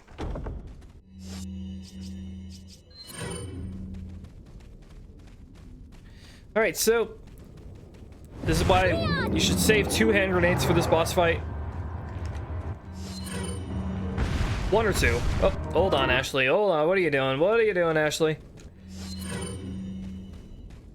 Save at least 1 hand grenade for this boss fight. Want to run all the way to the back here. Make sure Ashley gets over here. Then aim up here and shoot. Boulder will land on Elegante. And then unload on him with the TMP. Since I'm not upgrading my weapons at this point, the TMP is actually really useful. I was trying to run past him there, but whatever.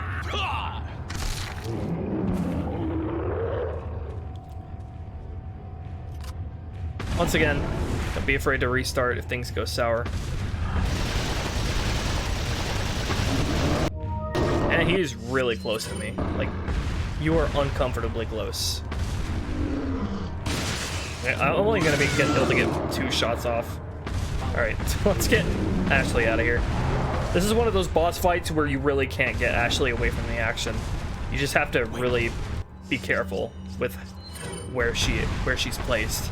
She can and will get attacked by El Gigante if given the chance. That was absolute bullshit. He should have staggered when I threw that hand grenade, and he didn't. Calling BS on that game. There are certain things that are supposed to happen when you do certain things, and when they don't happen, it's just total bullshit. Alright. Trying that again. Nope, don't turn around.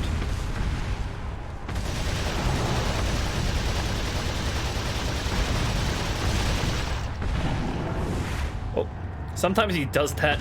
He thinks you're going to, like, run through his legs, so... He like spins around trying to grab you. This boss fight isn't hard so much as it is finicky. It just takes a few tries to do it near perfectly.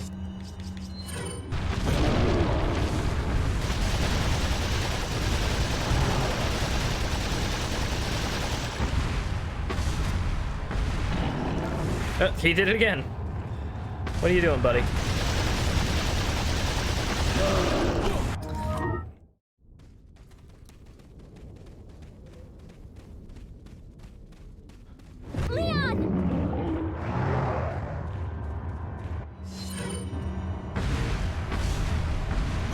I think the annoying thing in this boss fight is that Ashley just stands around looking at the boulder. No, no, no, no, no, no, no, no. I accidentally told Ashley to follow. There we go, I did it again. Wait. I'm actually gonna run past him now. Yeah, follow me.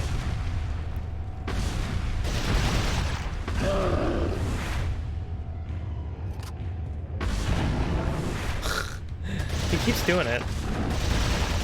I don't want to shoot him when his back is turned because then I gotta run around him to shoot the parasite.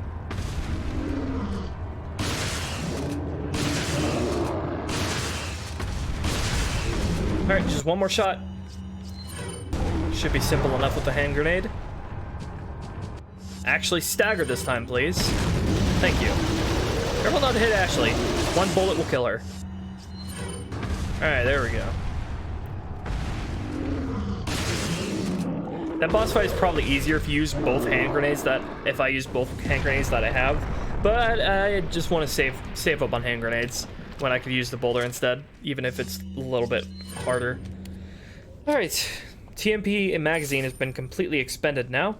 Next time we upgrade our capacity, it's going to be completely reloaded for free.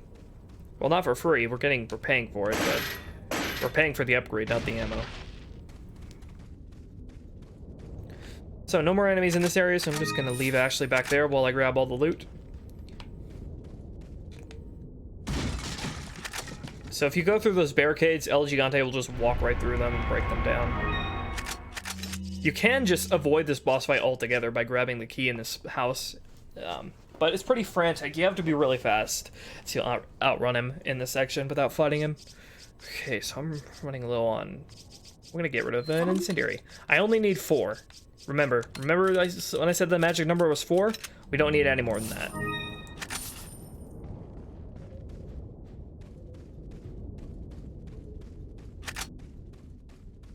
The boss's name is El Gigante, or El Gigante. Alright, so we got the second insertable jewel into the elegant mask. There's nothing else in this area, although before I go, I need to remember to actually use the key that I just picked up on the door, because otherwise, that key is going to be in my inventory for the rest of the entire game, and it's going to piss me off. You can just, like, not pick up the big key at all if you're planning on going through the other route, which I am.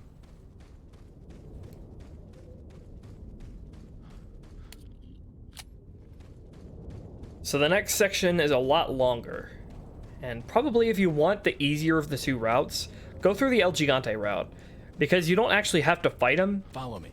But even if you do fight him, it's a lot shorter and probably easier than the Bella Sisters route. The Bella Sisters is the name of the 2 chainsaw-wielding sisters that we're gonna meet. Welcome. Got some What are you buying? So, upgrade that capacity, and we get a free reload.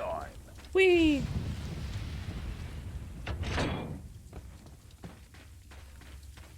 Alright, gonna go through the other route.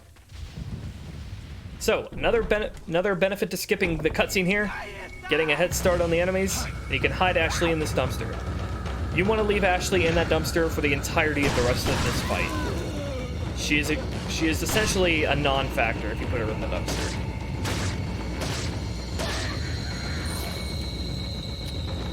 Alright, see those barrels there? Don't shoot those yet. Wait until... Save those barrels, they're gonna come in handy. Be careful of the ganados standing on top of the wooden structures here, because they throw shit at you. And they can hit you.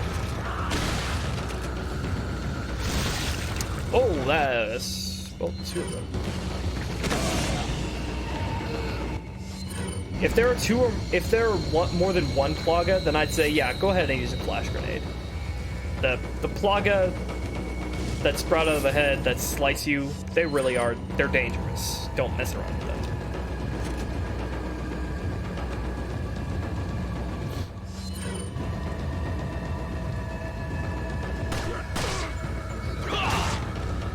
I'm gonna shoot this guy down to the ground so I can have some breathing room to knife this guy.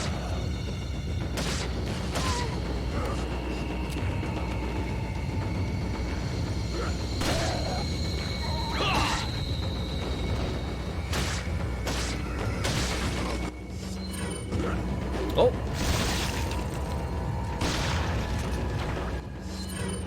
A useful point of advice that is actually, if you actually learn the enemy's dialogue,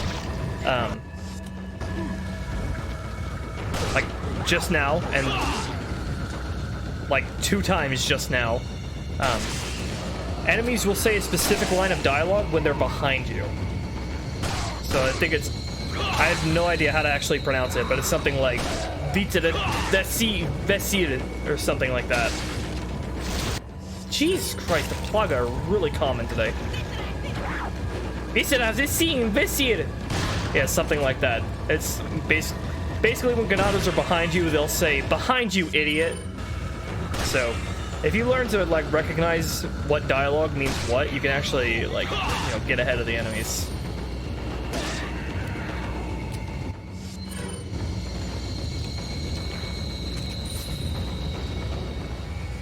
Okay. Why is the music still playing? I don't see any more.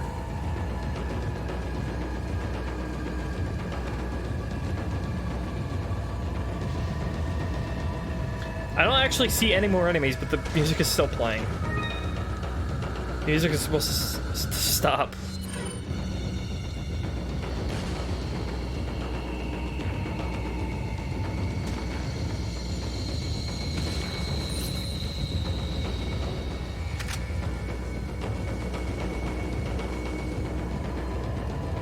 Alcantir, I'm literally making a guide on professional mode. I think I've already beaten the game quite a few times. Where the hell is this last enemy that I'm missing? Wait, oh wait, I think I know where he is. Oh, music stopped. And what is going on? Why? What the? Okay, did I kick an enemy off of here, and now he's like behind the door here, trying to get to me? No. Why the hell is the music still playing? I don't get it. I don't understand. I'm trying to find. Oh, hey! What are you doing here? Fucking Ganado got stuck behind the barrels. Wow. Get over here. I'm not even gonna knife you. I'm just gonna blow your head off.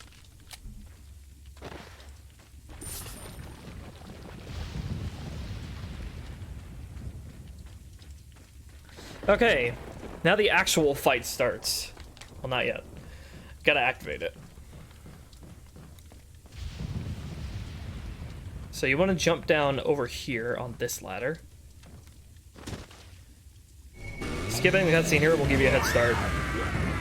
Immediately climb back up the ladder and book it back to the entrance.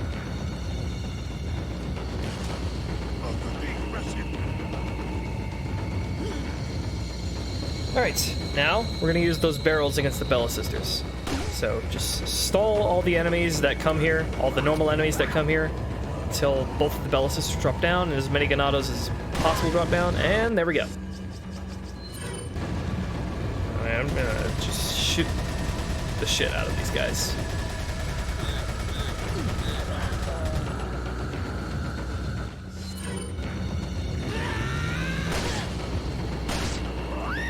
Oh, one more coming. So, they're functionally identical to Dr. Salvador. One of the Bella Sisters has a sellable treasure, the other has a key item. I'm gonna go ahead and get rid of you.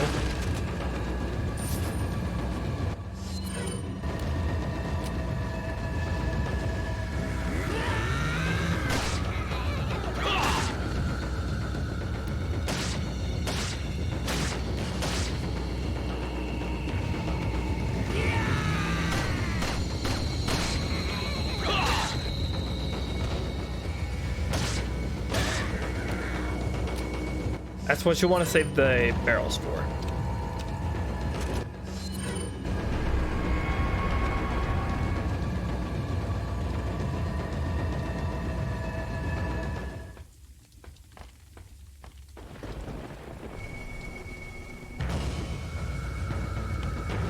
Alright, where is the last guy? There he is.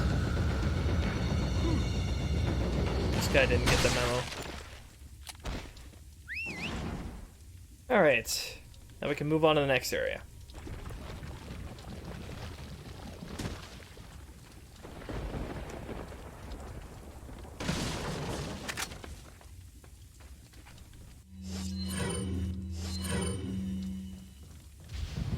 Just wait for Ashley to get here. Still got one more big wave of enemies to take out. We are actually going to use the last hand grenade I have on them. Wait. I don't like to have Ashley like right around me as I'm knifing stuff, so you'll find that throughout this playthrough I'm constantly telling Ashley to wait while I go knife a box, because I'm really paranoid of accidentally hitting Ashley with my knife. And here is the last insertable jewel for the elegant mask.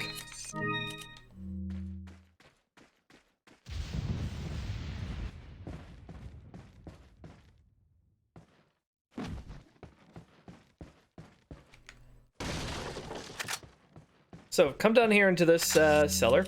You got a hand grenade that I don't have room for.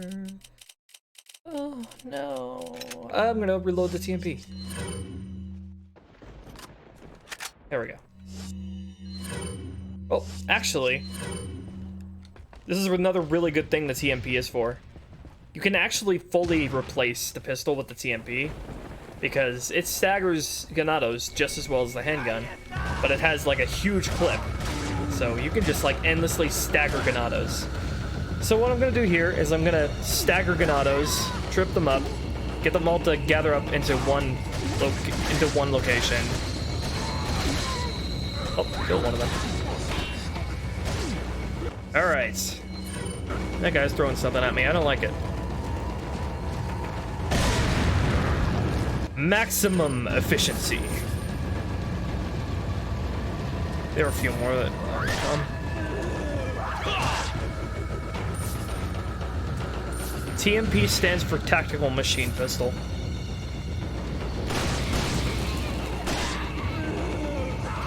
I think the TMP in this game is actually based off the real-life Mac 11, Mac 10. I don't know which. Alright. Nice. Nice and clean.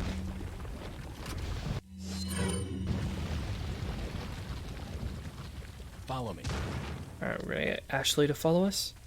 So, once again, there are many, many places in the game where you can leave Ashley in a safe location and keep her far, far away from the action. There are actually very few parts of this game where you have to actually, have Ashley with you in the action. Alright. Next few minutes of the game is just going to be lots and lots of silence and running. There's where we would have come out of if we came out of the part with El Gigante. Wait. Okay, how many incendiaries? 4. I have 4, exactly as many as I need. There's a save point in here if you need it. Also rifle ammo. Come over here, these trash cans. There's handgun ammo. Follow me. Wait. Welcome. Gotta select what are you selling. We can finally sell the elegant mask, which sells for 20,000. Come back anytime. Follow me.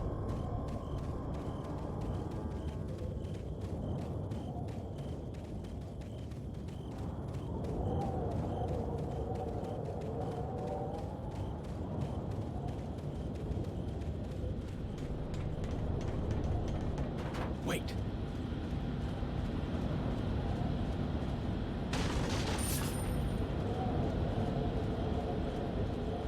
Follow me. So I like to tell Ashley to wait here because if you have her on follow mode, your field of view is actually wider. With a tighter field of view, it actually makes it easier to see where you're aiming at. Like, see? Wait. So this is a part where the Punisher actually comes in particularly handy because it can shoot through an enemy and hit the one behind it, so you can hit both enemies at the same time. Not a giant difference, but hey, it's neat. What is the camera doing right now? Ashley, can you back off, please? You're making the camera have a seizure. So, shoot these guys before they get close.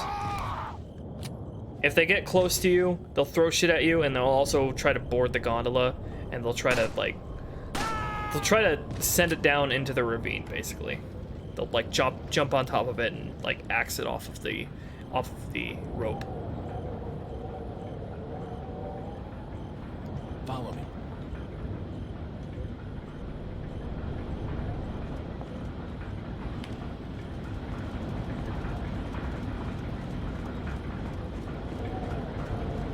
So here's another little useful thing that Ashley can do. This is one of her special powers. I can't fit it in my attaché case. Wait. She can hold open doors for you. Follow me. Amazing. I'm gonna tell her to wait here.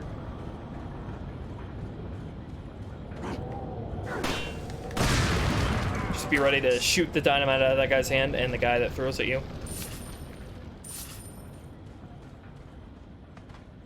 Te voy a hacer picadillo.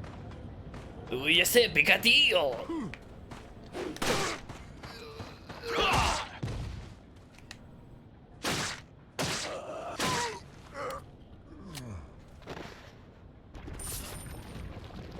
So here we are. Treasure chest. The last insertable jewel into the beer stein.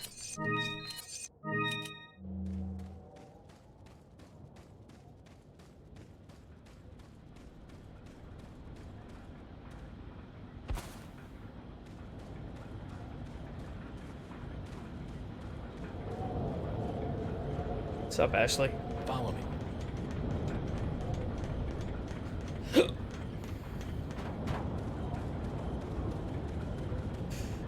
Okay.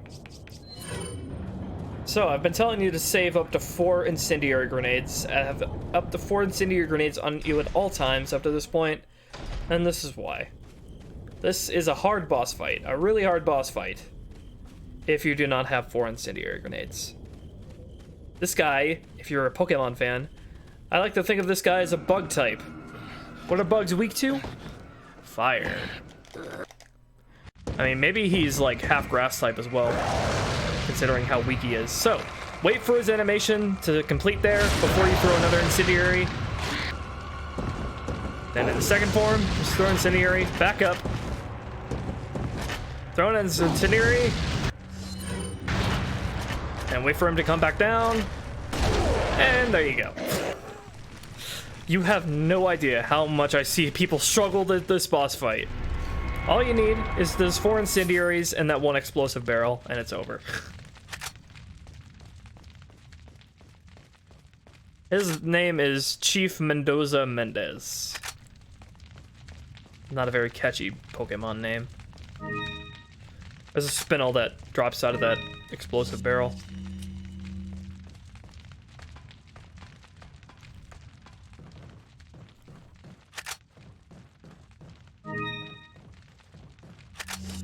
So even though I just threw 4 fucking incendiaries, I still have no room left in my inventory.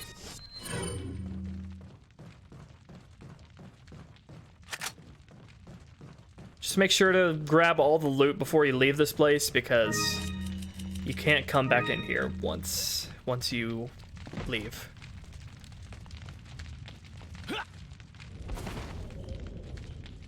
Are you okay, Leon? It's perfectly fine, just a little bit toasty. So that is a really hard boss fight made stupidly easy. I just wish more people realize that all it takes is a few incendiaries to just wipe them out. Okay, I'm gonna get rid of this. I'm gonna sell 1 flash and 1 incendiary so I can grab that stuff there. What are you selling? Thank you. I just sold 1 What TMP are you ammo. selling? I just sold like 1 bullet from TMP. What? Okay, I want to make sure I... Did I just sell 1 TMP bullet? Welcome. What are you selling? I did. Okay. Come back anytime. I have enough room to grab all this stuff.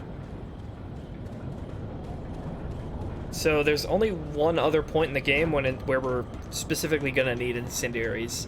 I think after that, you're pretty much free to sell all incendiaries you get.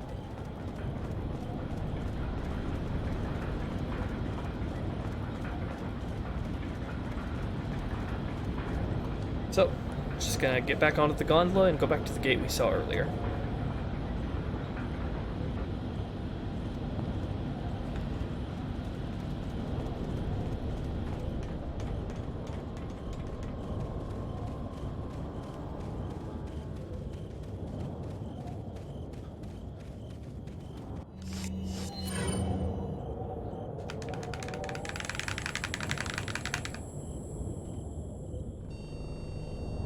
Wondering why I'm not skipping this, it's because I can't.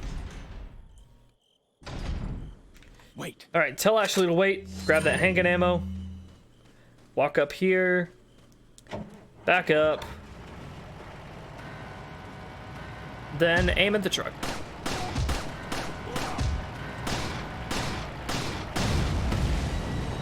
You can headshot the driver. I didn't do it there, but if you just shoot the front of the truck enough, it'll blow up. Follow All right. So I'll actually follow you. Do not make her wait by the gate, because there's gonna be a big wave of Ganados that spawn right over here. As soon as I turn my back. So what I'm gonna do, I'm gonna turn around, throw a flash, tell Ashley to wait, and just grenade them. Problem solved.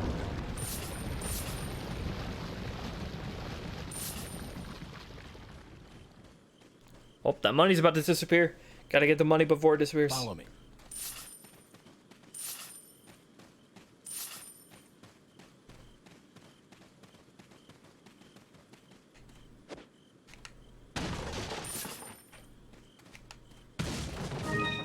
Okay, so that's a velvet blue.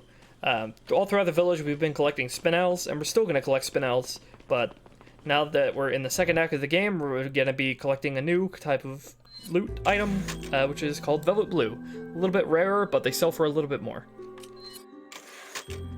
Alright, that's the end of the village section of the game, what I like to call the first act of the game. Alright, now, I would love to continue this stream, this guide, but my throat is actually killing me right now. My throat actually hurts a lot right now, so I think I actually need to end the stream here. I will pick this back up some other time and do the castle section. So I guess I'm going to be splitting this guide up into 3 acts: village, castle, and island. So see you guys then. I'll let my voice heal up, and we'll be back with the castle. So see you later. Peace out.